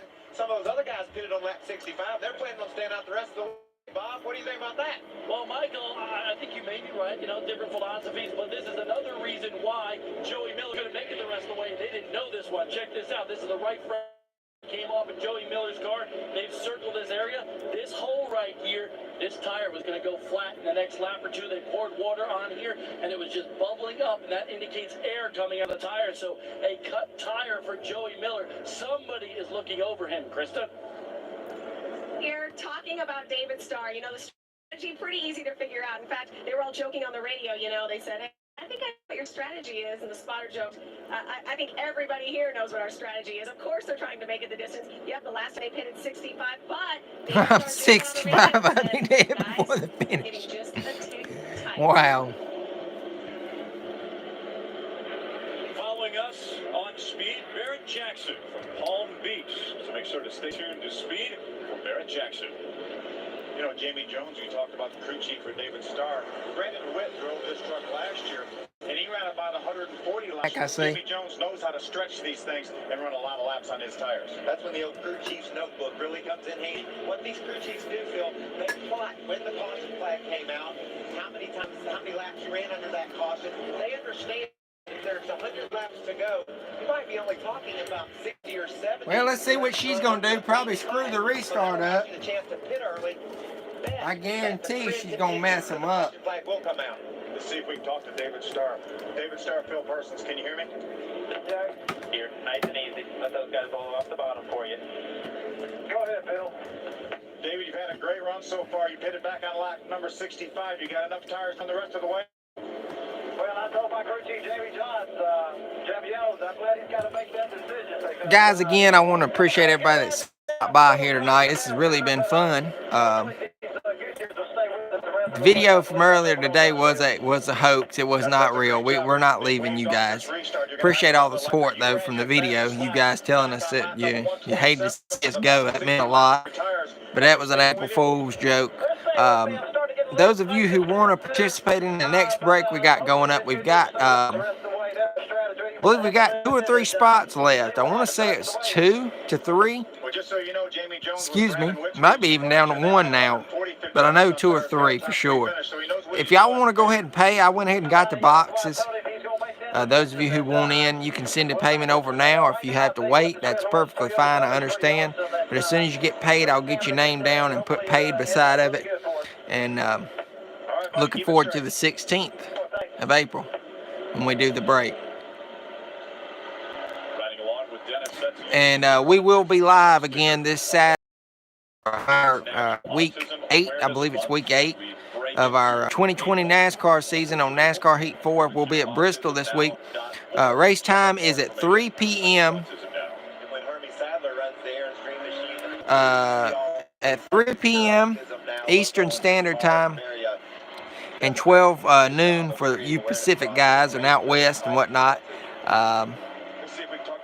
We'll be doing that. So there's your race time, 3 p.m. We will not be live tomorrow where we're doing this. This is taking place of our Thursday night live show tonight. Real quick now, you got enough truck to get up there and pass those guys? Silverado's pretty good out here by itself. It's hard to get by. So many good trucks here. Sorry to keep running my mouth. I was just trying to get all that stuff out. Oh no, come on now. Oh no, don't do this. Of course, my luck.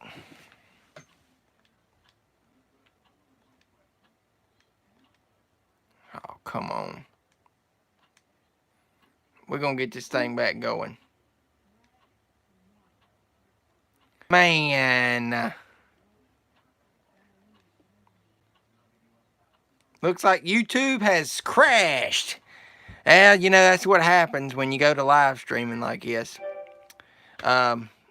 Bragging on it, and here we go, guys. Just bear with me. Don't go anywhere. We're going to get back to the race. I do apologize. Unable to connect to YouTube. I'm probably going to have to restart the PlayStation. That's just the way it goes, guys. We're going to just bear with me. Just bear with me. We'll be back momentarily. You guys or hopefully we got people leaving. I figured y'all didn't want to see me. We're getting back to it in just a second. That's just the way it goes. We'll get going in just a second, trying to reboot it. Gotta love technology.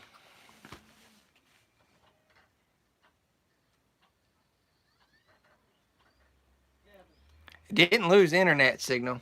It's just, I guess it just decided it wanted to crash.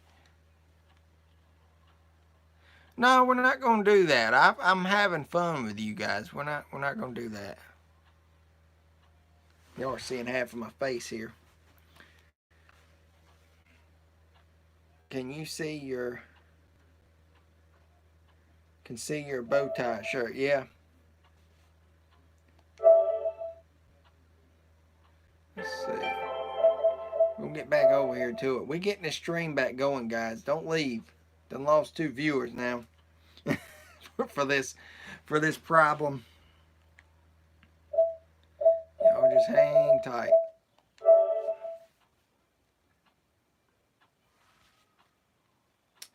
I know exactly where we were at.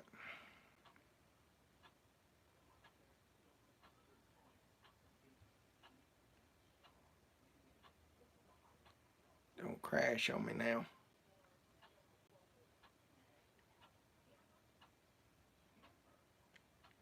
All right, we're good to go. Here we go, guys. Right back into it. Easy. Let those guys blow off the bottom for you. I do apologize for that. David, you've had a great run so far. You gotta love technology. But we got it back.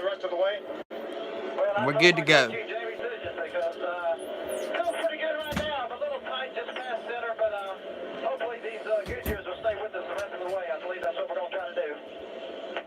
That's a great job. They waved off this restart. You're going to have another lap here. You ran your fastest lap back on lap number 127 with about 60 laps on your tires. Are they staying with you?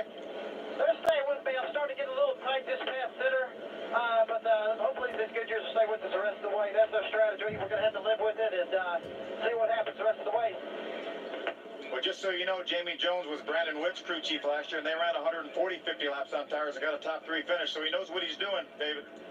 Well, that's why I told him he's going to make that decision, and we'll live with it. But right now, I'll tell you what, this Red Horse Toyota Tundra is pretty awesome, and we're just having a good day. Hopefully it ends up really good for us. All right, buddy, keep it straight. Well, thanks. Riding along with Dennis Setzer, you see the Cure Autism Now sticker on the bumper there. Again, it's National Autism Awareness Month as we break into April. 1st of April. You can go to cureautismnow.org to check out more information on Cure Autism Now. When Hermie Sadler runs the Airstream machine in the Cup Series, he always has the Cure Autism Now logo on his car, and he does a very good job of creating awareness for autism and raising money to fight autism. Let's see if we can talk to Dennis Setzer before they go back. Dennis Setzer, Phil Parsons, can you hear me?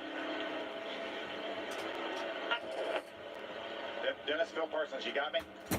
Not clear, Phil. All right, buddy, you got to restart this up real quick now. You got enough truck to get. All right, I didn't miss a thing. Check your chat, see if y'all talked about anything. It's hard to get by. So many good trucks here this series now, but this guy's gave us a great Silverado today and have a fun time. All right, you gave us some great pictures here with the Cure Autism. Yeah, it left right off where it was. We got one main street with a subway. Don't forget your little eating joint there, though, Roger. Here we go. Restart. Look at Aaron Crocker jacking up the inside. Musgrave's going to dive in. Look at him. That's the best restart we've seen all race. He beat him off, though.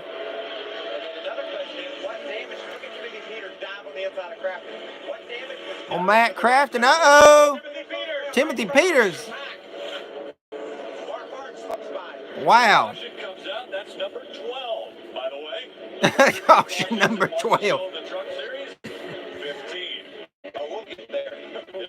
87 laps to go, guys. Check it out. Timothy. He did not get a good restart there, Phil.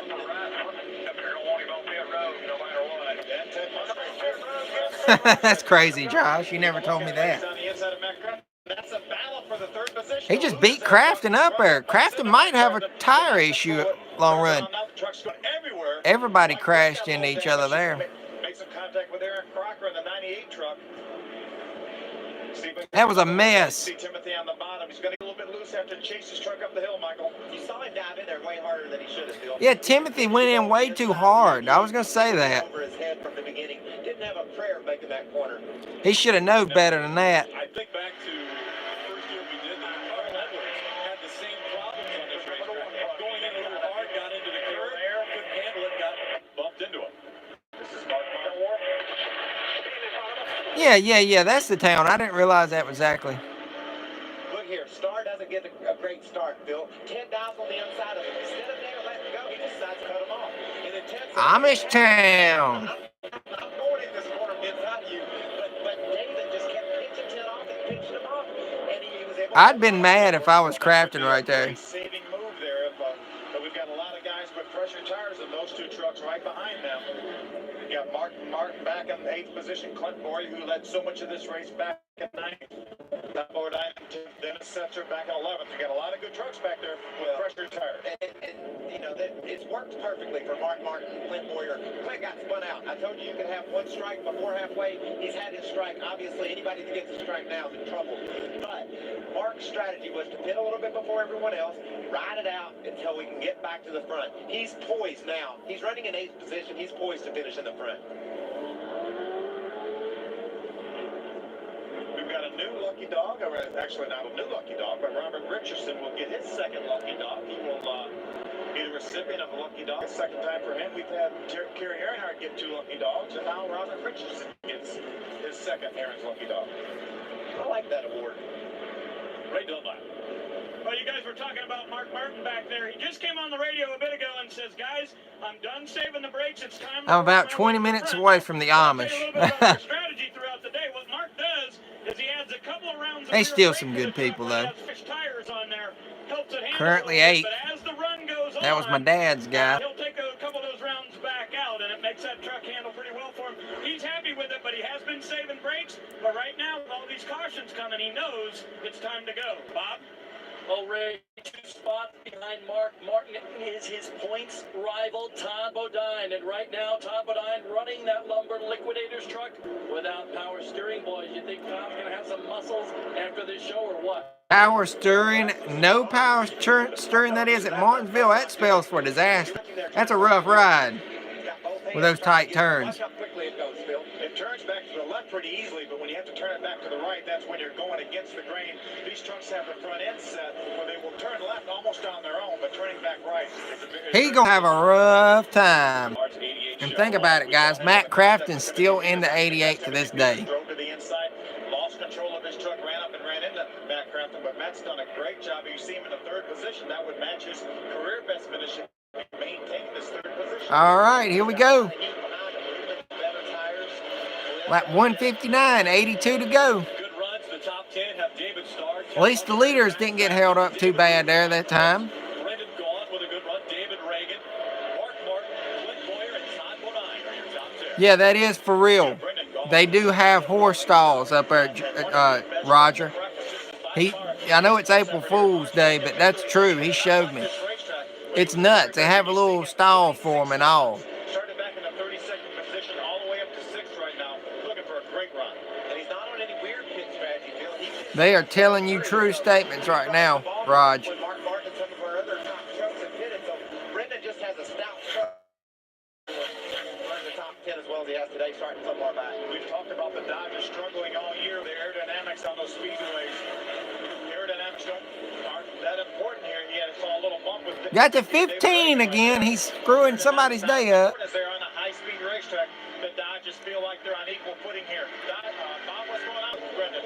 Right now, Brendan got that truck not turning exactly how he wants it. Truck a little bit tight right now, but Brendan said, you know what? I want a good run here because I just... All y'all's up in Amish country. Say that I've come out of here with a darn good finish. He's got Mark Martin, the Scott's Miracle Grow Ford on the inside. Every position right now. It's going to be very, very critical as he tries to... Uh-oh, the 07 got a little loose there. Musgrave and all these other fellas up ahead of him.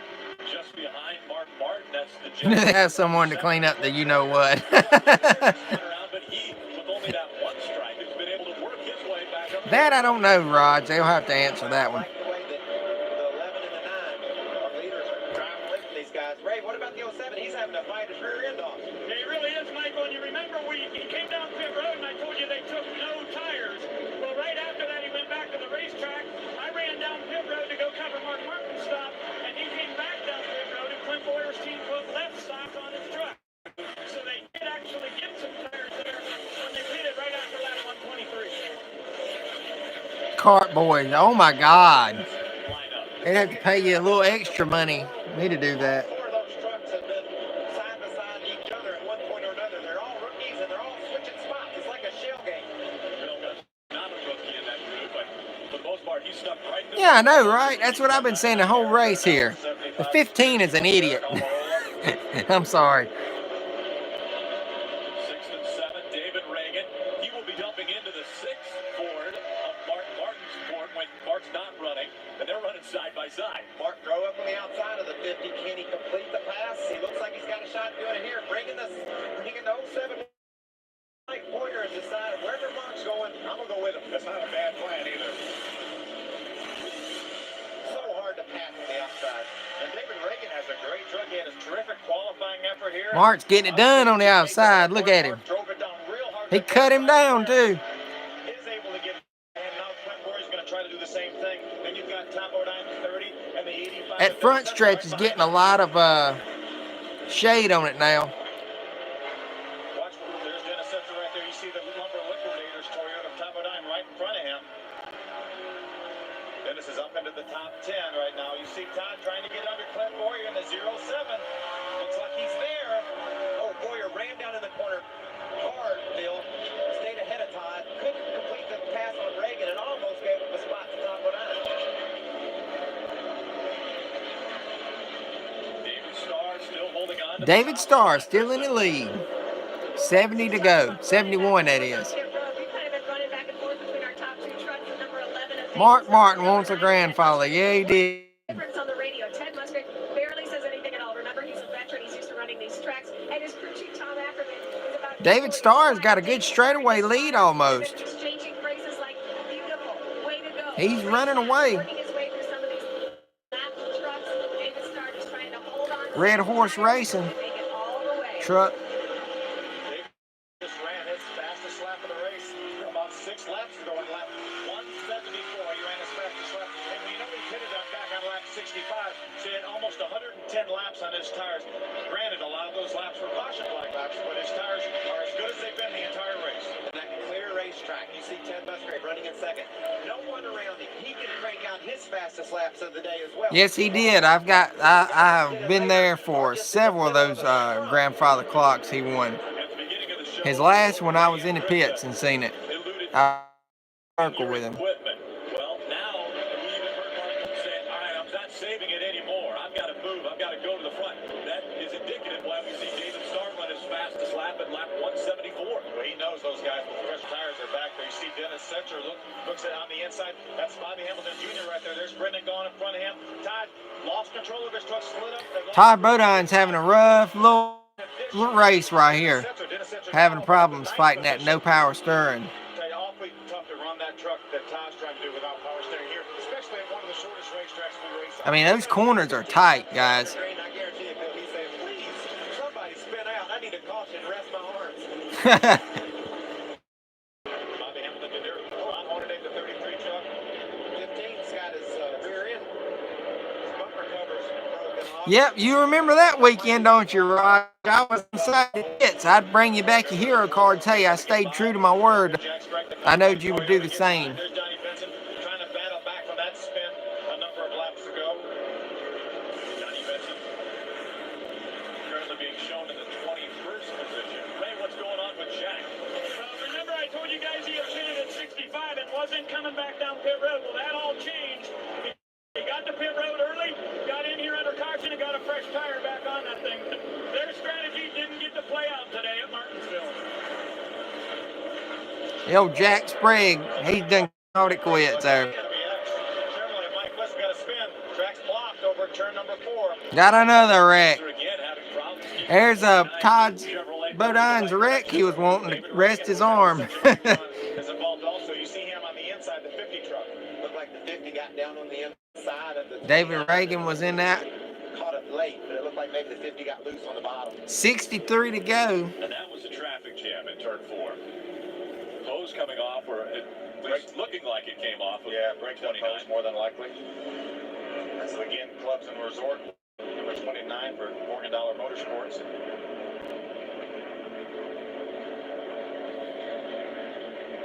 So as Craig Kinzer brings out our 13th caution of the day. 13th caution, wow. Receives his 3rd Aaron's lucky dog of the race.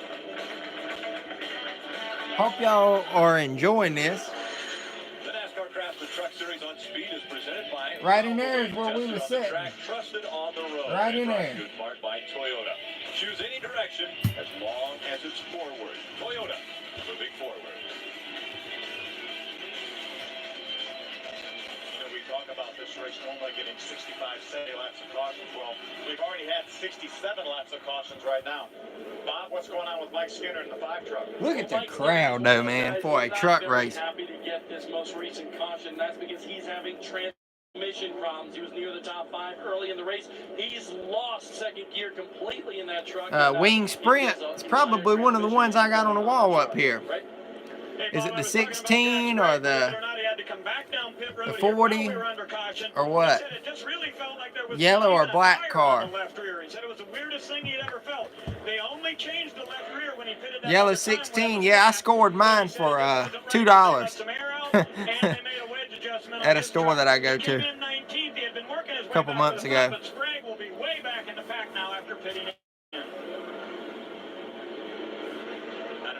Field, David Starr. This is his first time that he's ever led at Martinsville. I've got the black one, the 40, the number 6, the number 4, the 67 Outback, the number 1 Baby Ruth, the Carolina Ford dealers. I basically got all the main ones.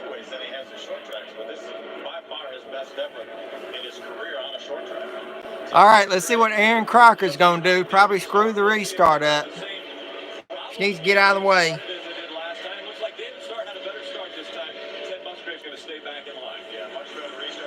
Ted's wanting a piece of that bumper that on David Starr there. Just can't get to him. There's the 15 again, driving like he's on the lead lap. It's ridiculous, man. Get out of the way.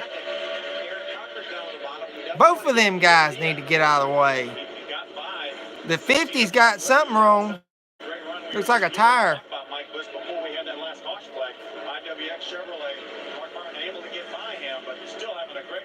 There's something wrong with David Reagan. A lot of smoke was coming out of the number 50 Ford. He's trying to make it down. I don't think he's going to get it that time. Oh, he made it down pit road. Is he? The 11 looks like he's going to have a tire rub. I see the back left rear. Another one. Check it out. Eric Almirola in the 75. Why don't you know that David Starr is loving these caution flags? Every time we run a lap under caution, that's one less lap that he has to put on those tires. Ted Musgrave isn't exactly the same, though. They both pitted back on lap number 65. Plus, there was any. I believe everybody's got some kind of damage on their truck in this race. Well, this truck right now, he's riding around running 55-second laps, Phil, instead of 20-second laps. So it's 3 times easier on the tires to make a caution flag lap than it is a green flag lap. It's not a factor. Yesterday, I was talking to some of the Toyota. Kevin Harvick drove the 75 truck in the late 90s. That's not the Porter Cable one. I really, I don't follow Kevin too close, so I don't know much about his rides and whatnot.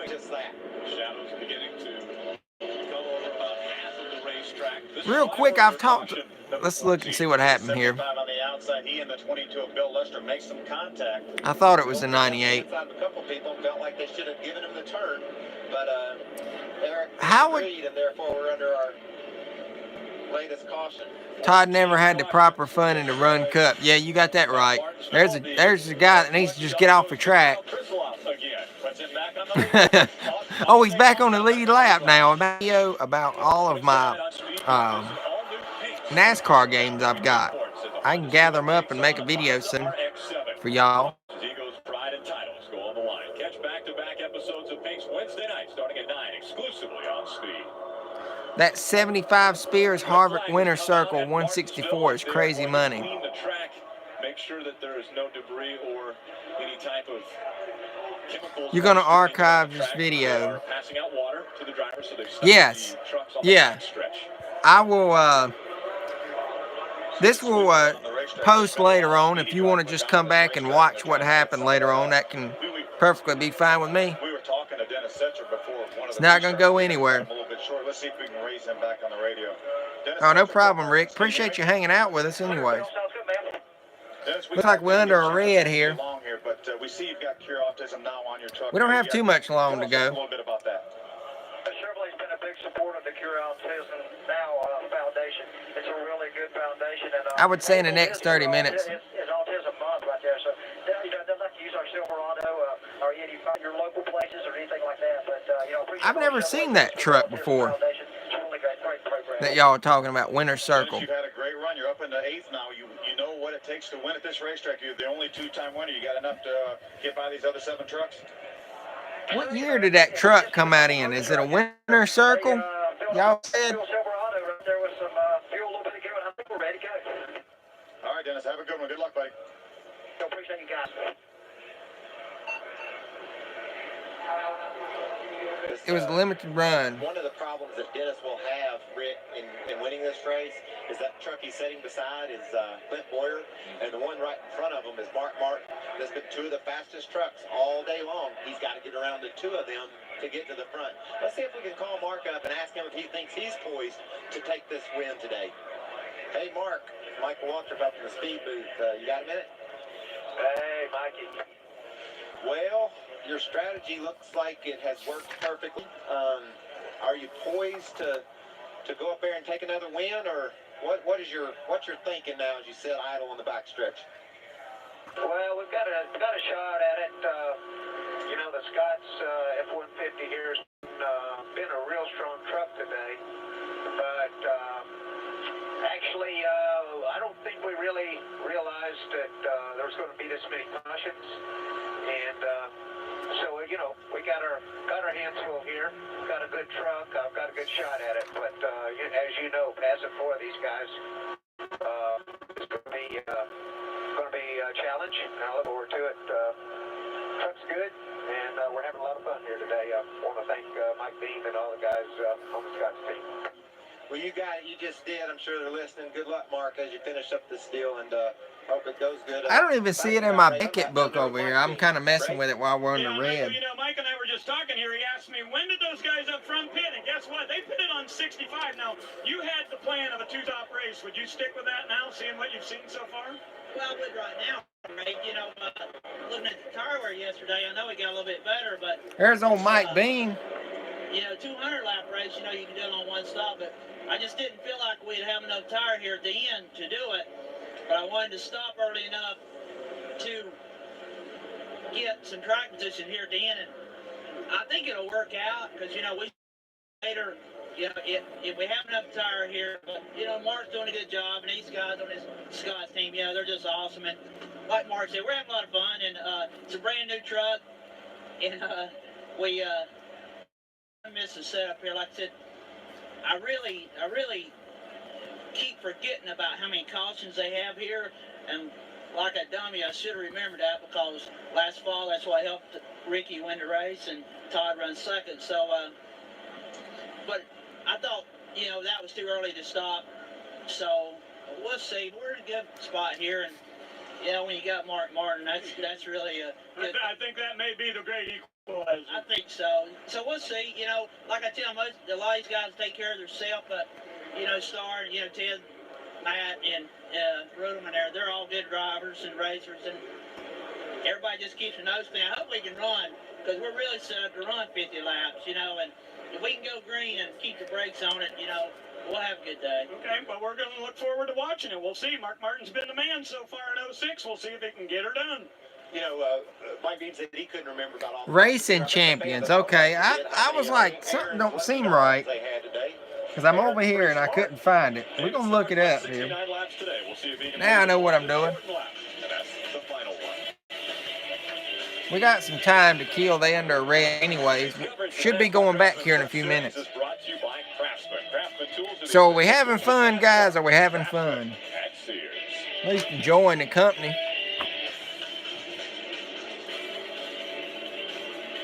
Last time David Starr found victory lane, his last win came at Phoenix back in 2004.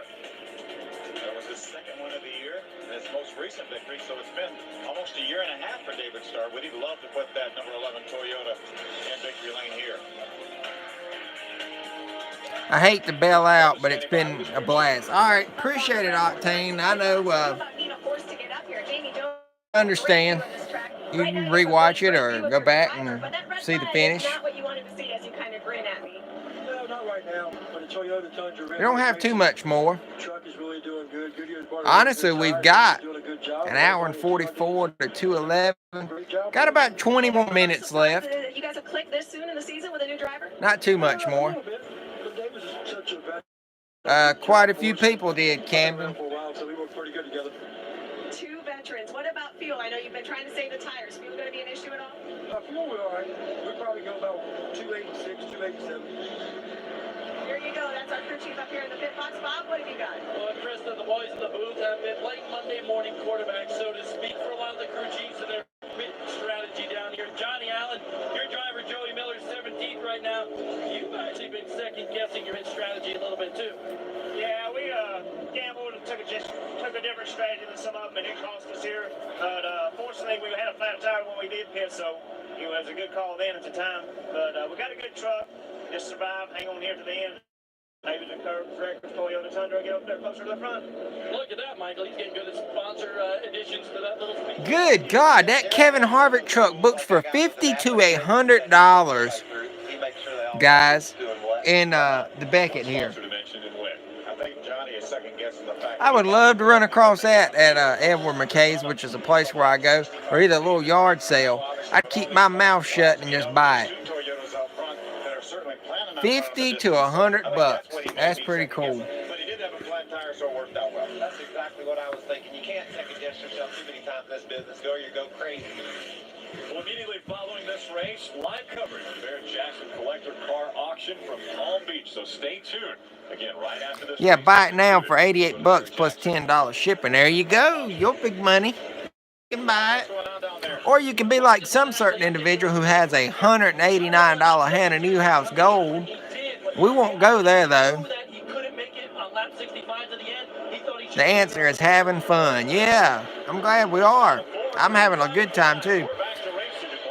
Well, let's see what the 98 and the 15 is going to do. I think the 15 got back on the lead lap. I wish the 9 could put the bumper to the 11 a little bit. Have a little action up front.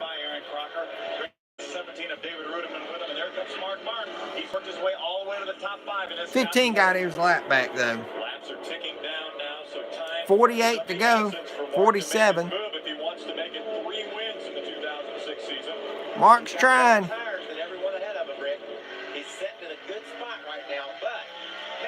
I remember Dad, he was going nuts in the stands. He was wanting him to go. David Starr's truck is obviously set up for these late afternoon conditions with a little cooler track temperatures. What he would probably like to see is about 45 more laps of green flag racing, because if Mark is able to clear track, get to his back bumper, and there'll be a caution late in the going, boy, it's going to be hard for him to hold him off. But if he can build a big lead like he's doing right now, while Mark tries to race through traffic, that could be his best shot to win. If it takes Mark a few laps to get by, as you see him, he's not even right up on the 17 truck of David Rudiman. As some of the guys have mentioned, Goodyear's got such a good tire here. It doesn't matter if you've got 100 laps in your tires, 30 laps in your tires, or even more. These tires are lasting a long time and running some very, very fast speeds with a lot of laps on them. Good tussle right there. There's a 12 with Joey Miller. There's Ron Hornaday, the 33 Chevrolet. Kevin Harvick shop. There's Johnny Vincent in the Bill Davis Toyota, the 23. These guys are really working one another over, Bill. Getting a little...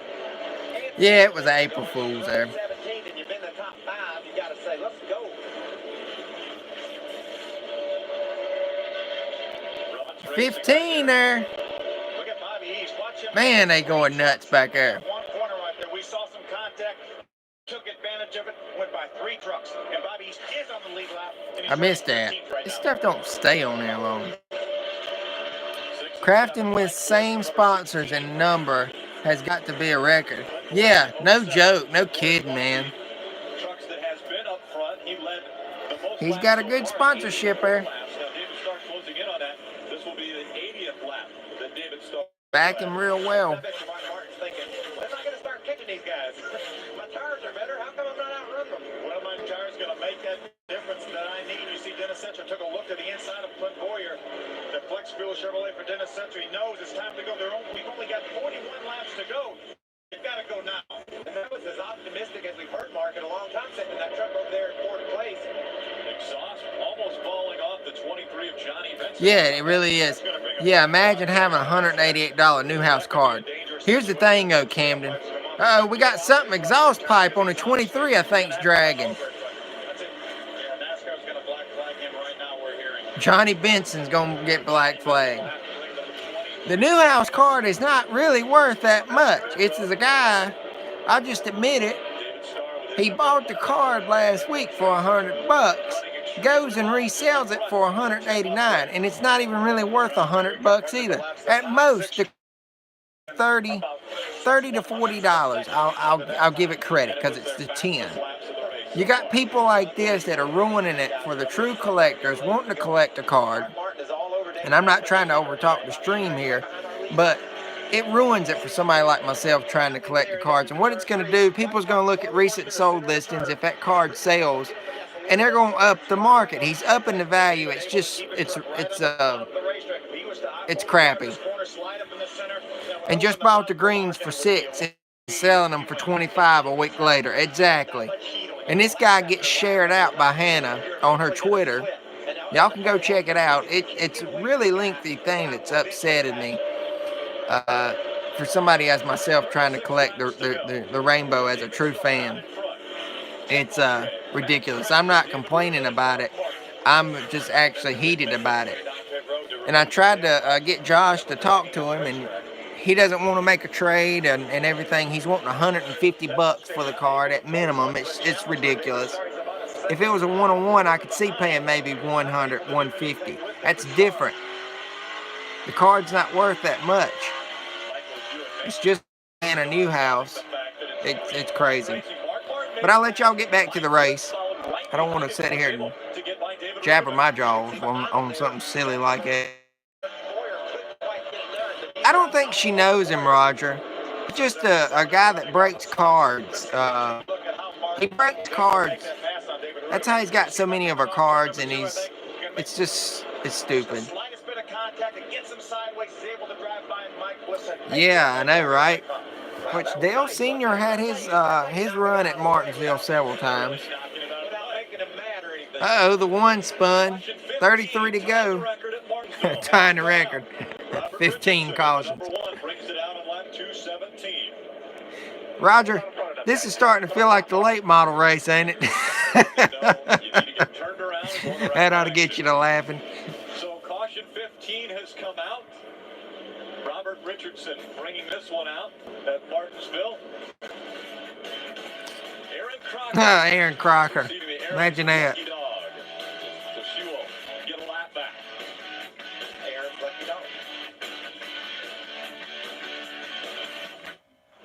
I wish Haley would retweet for me. But yeah, back to the Hannah Newhouse thing. That guy, then I'll leave it be. He breaks cards for a living. I don't know why I'm attracted to these cards so much, blah, blah, blah. I'm not even a NASCAR fan, but going hunting for Haley and Hannah. And he gets retweeted. It's ridiculous. And then you got somebody as myself that collects both of those people. More so, I'm hardcore on the Hannah, but I am on Haley too. But as far as Hannah, it's whatever. I'll get it sometime, hopefully.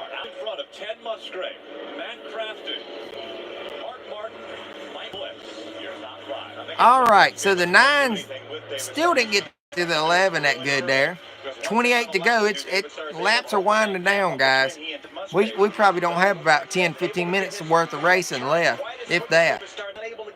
With as fast as laps click down. You see the way that 11 truck just jumped off that corner. He was able to put a truck length on Ted in just 1 second. Wow, that's crazy. We were looking at him from his onboard. Listen to Ted here as he gets down the center of the corner. He's able to use a lot of throttle. David Starr is checking out, guys. Ted's trying to come back. And he's just driving away a little bit at a time. Now, one of the keys to Mark, for Mark to come from his fourth spot and win this race will be how fast he's able to display. Mark's trying, though. Matt can't keep up with Ted. He's leaving a gap between himself and Ted. Mark can't be messing around while I'm trying to get around Matt if he wants to win the race. He really took too long to get by David Ruderman. He didn't have that many laps. Krista, what's going on with Matt? He's having a great run.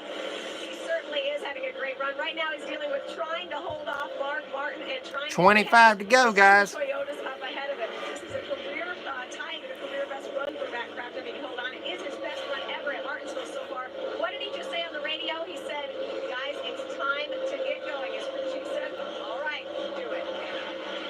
He's in a real tough spot right here, Bill. Mark is noticeably quicker in his form. Yeah, Mark's a whole lot faster, but he's just having problems getting around Matt Craft, and you can tell the run he gets coming off the corners. Ruderman's bumper, he said, look, I didn't really want to do that, but we had given him plenty of chances to move over. They had talked to him through the spotter and said, we think Mark is faster. And they said, well, are you going to go do that now to those front three guys? And Mark says, I'm out of time. He realizes it, that's for sure. And the more laps he spends behind this 88, the further away. Yeah, the laps are just ticking down. He's running out of time. 22 to go. He can be the David Starr truck. I'm not sure he's as fast as David Starr, but it would be interesting to see him get by the 88 of Matt Craft and the 9 of 10 Musgrave to see what he can do with him. But David Starr is setting a torrid pace right now. This is 9th and 10. Clint Boyer, Mike Skinner. It's a good comeback from Mike Skinner. We heard him complain about his truck early on. He's got a great run going. Moved up into the top 10.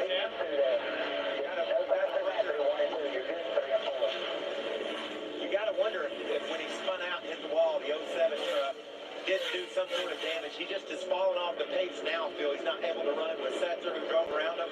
These trucks are very sensitive. You can see the left front of that truck is all dented in and messed up. He doesn't have that hair on the front of his truck all by himself, and now he looks Pretty mortal, exactly. Brendan Gaughan, the 77 Orleans Dodge, was also able to get by Clint Boyer in the 07 truck. Gaughan being shown in 8th position now as Boyer back in 9th. Dennis Setzer on the back bumper of David Ruderman in his Toyota. That's a battle for the 6th position. This is another guy that might ought to just roll over out of Dennis's way. Dennis has caught him from a long way back, and he's driven up on him quickly. Bob D, what's he saying from inside that truck? He knows he's just about out of time. Use as much patience as he can, but he's having a tough time keeping himself under control inside that cockpit right now. Dennis Setzer was aggravated with Clint Boyer earlier. Now he's trying to duck underneath the Tundra in front of him. He's having a tough time. Tension's getting high. Y'all can tell on some of these guys. They're getting aggravated. The closing laps of the race. And Michael, you get a little bit mad when you can't get by somebody? You realize you're about out of time. You know, you're just jazzed up. You're right on the chip. You want to go, and you can't without running into a guy. It's so frustrating when you know you have a better car or a truck. Like Mark Martin knows he's got a better truck than Matt Craft, and Dennis Setzer knows he has a better truck than David Ruderman. But this is a difficult racetrack to pass on, and they don't want to just 16 to go. If he wanted just to slam Matt Craft out of the way, he'd done it a long time ago. He's going to end up moving Matt, I think, if he don't move out of the way. Matt's having his best day of the year. It would be rude just to knock him out of the way. I think Mark realizes that. Well, Mark is playing a little nice, they saying so. Meticulously did Ruderman a minute ago and pulled the pass off that way. He could have done moved him out. He didn't want to just take a chance on spinning the 88 out. What about Mike?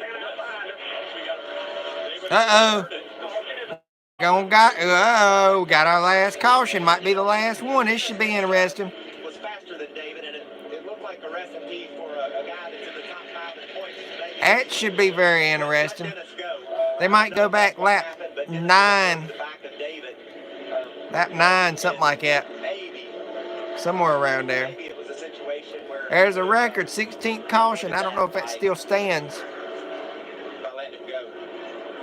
New record at Martinsville. The NASCAR Craftsman Truck Series 16 cautions have come out today. Let's ride with Dennis Setzer here. There's his 17th David Ruderman right in front of him. Here's Dennis. He's right up underneath him almost. Yeah, he moved him. Previous one. Let's see what happens when they get down in turn number 3 here. Dennis looks to the inside, just overdrove the corner, it looked like. And then hit him twice and spun him out. Come on. Calm it down. DW not happy about that. And I don't blame him either. And that's really not characteristic of how Dennis Setzer drives. He just overdrove that corner.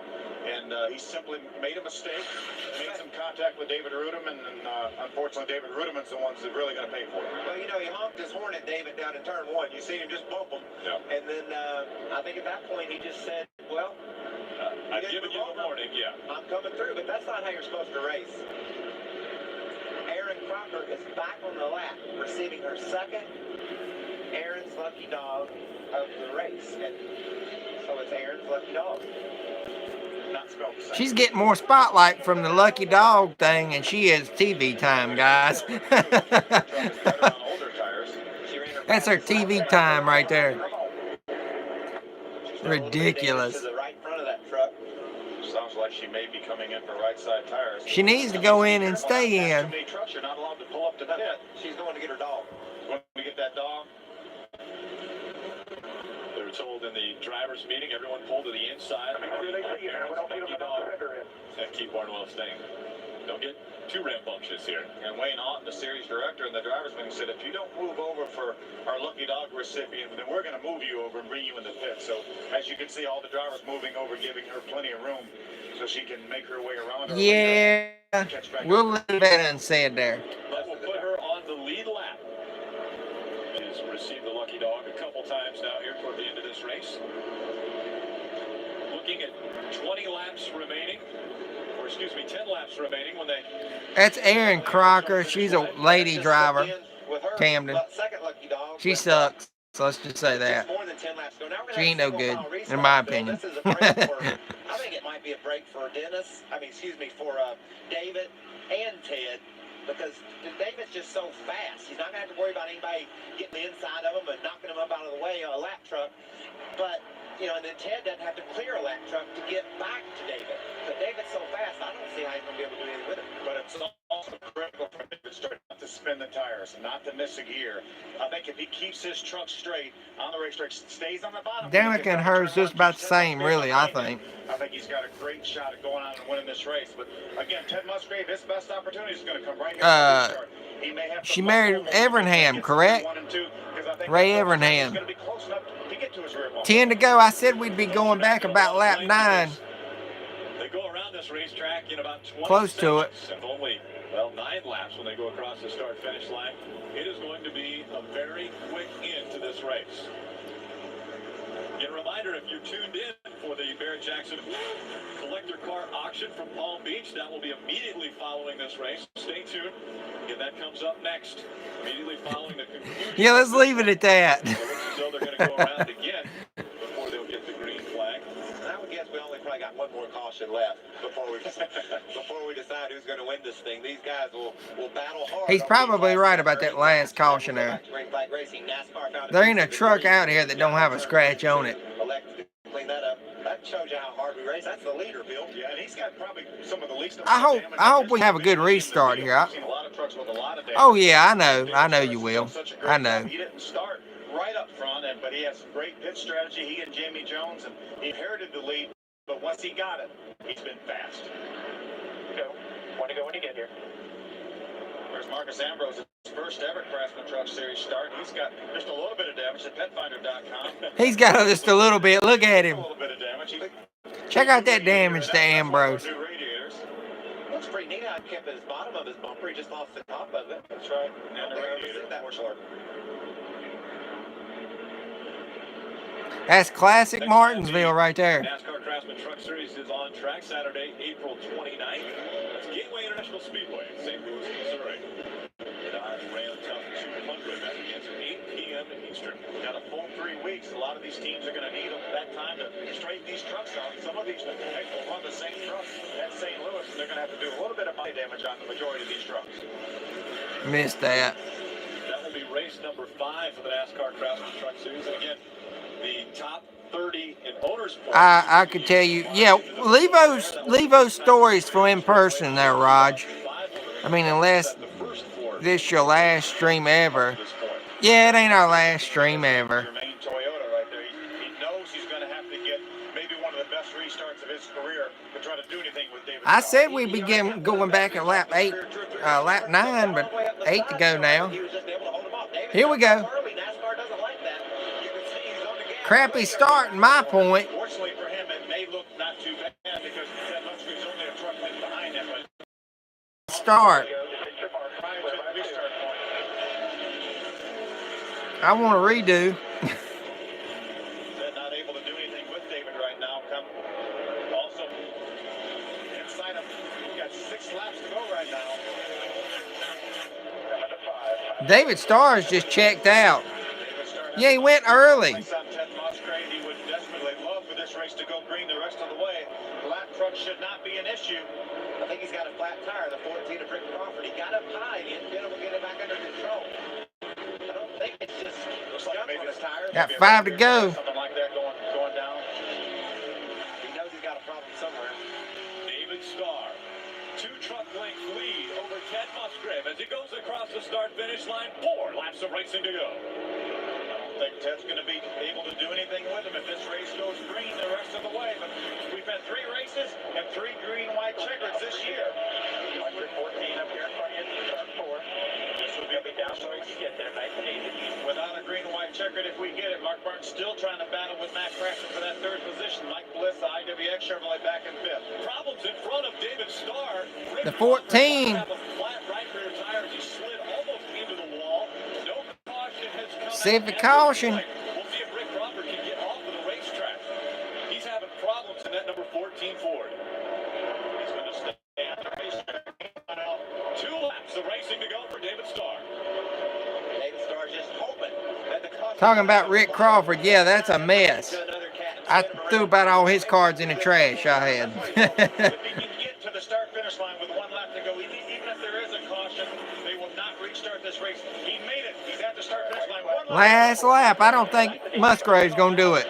Under a half mile to go for David Starr, looking for win number 4 in his career. Down the backstretch, he's got a 5-truck length over Ted Musgrave. What a great run today by David Starr. And how about that, guys? David Starr. And he will win the Kroger 250, April 1st, 2006 winner. I didn't even remember it, that he had won. David Starr got it.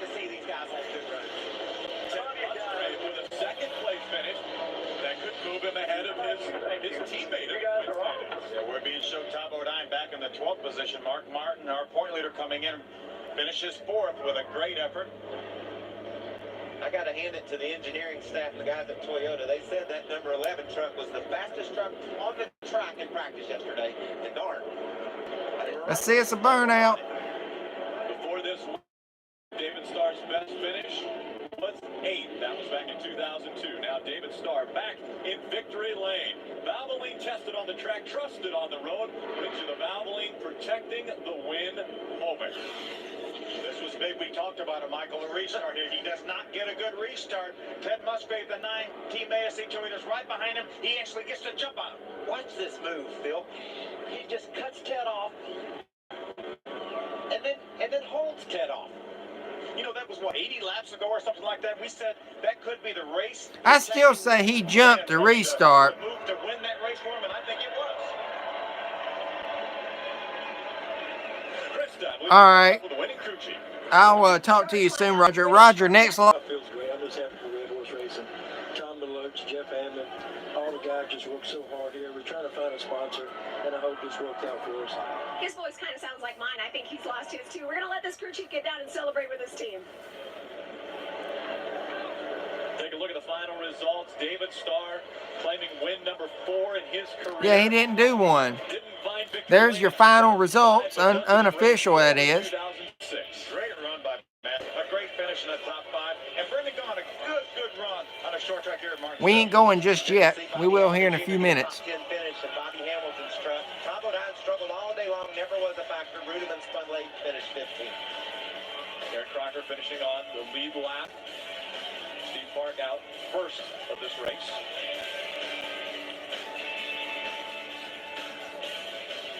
David Starr continues to celebrate. Right at the start-finish line, the points through 4 races. Mark still had the points lead, though. Ted Musgrave, who now moves into second in front of his teammate by just 3 points. David Starr jumps up in the top 5 by virtue of this win, up in the 5th position. Let's go down to Chris Devoto. Well, it's been a very athletic David Starr as he hugs his crew chief, Jamie Jones. David's really a nice guy, guys. Seen him at Bristol several times in the last few years. A brand new team, a new driver with this number 11 team. We're going to see if we can work our way in and get some congratulatory words from our big winner. David, do you have anything left to talk to us with? You've been down here doing just about everything. Well, that Toyota Tundra was pretty awesome. Jamie Jones, my crew chief, he was great. And I wanted to win this race bad. Sorry. Obviously an emotional win because it is with the new team, because you had to work so hard for it, and especially to come this early in the season. Well, my little sister had her baby this morning. And that was really cool. It just stops it right here. That's a very busy day right there. Congratulations, David Starr, our winner in Martinsville. David Starr, an emotional day for him. Becomes an uncle and holds the checkered flag at Martinsville. Had to work hard at this one. He led 121 laps. Only 3 other drivers were out front of the field. Next race in 3 weeks from St. Louis, Missouri. And that will be at the Gateway International Speedway. Everyone thought Mark Martin would be the man to beat here, but it ended up being David Starr, the man to beat, as he dominates his run at Martinsville.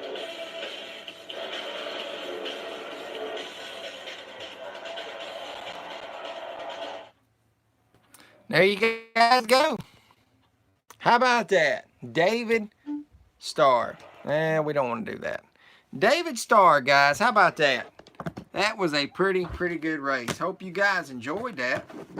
I enjoyed it. I couldn't have told you. No sponsor team, you don't do burnouts. You need the truck for the next race. Yep, you got a point there. I really enjoyed that. I could have not told you that David Starr was going to win it because I didn't even remember the race there. So that was awesome. Appreciate everybody that came and hung out throughout that. Where's Gray for the final stream? Man, it's not no final stream. I said that. Everybody, it was a hoax. Obviously, you know. It was a good April Fool's, though. Hey, you know. Fun. And the stream has really been fun. And I hope you guys enjoyed the race there. Jeez, man. Must be my son. Ran into the wall. Who knows what he's doing. But I really hung out with us tonight. Stopped in, said hello. Let me see if I can't get this thing cut off here. The next time we'll be live will be this Saturday at 3 p.m. Eastern Time, 12 noon Pacific, for our Week 8 of NASCAR Heat 4. Right here it is. We'll be at Bristol, beating and banging. We're coming off of second place run from Texas. That was a pretty decent race. We almost won it there, but we came up short. But we had a good run at it. Hopefully we don't run into any glitches. I will tell y'all this: they updated the game. I've got to get it out and try it out and see what goes down with it.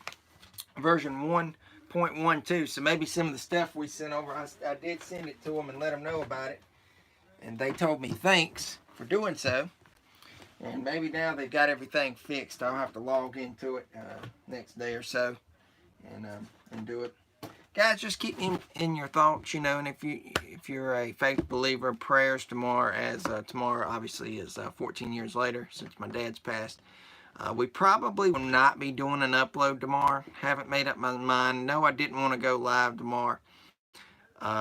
So just keep me in your thoughts, like I said, and we'll be back soon, guys. As long as the car in front of you doesn't go out, you're fine. Yeah, that's true. That's true. But we'll see you guys real soon with another video. Friday, we'll probably have another upload, I'm sure. But I don't know about tomorrow just yet. We might throw up something anyways.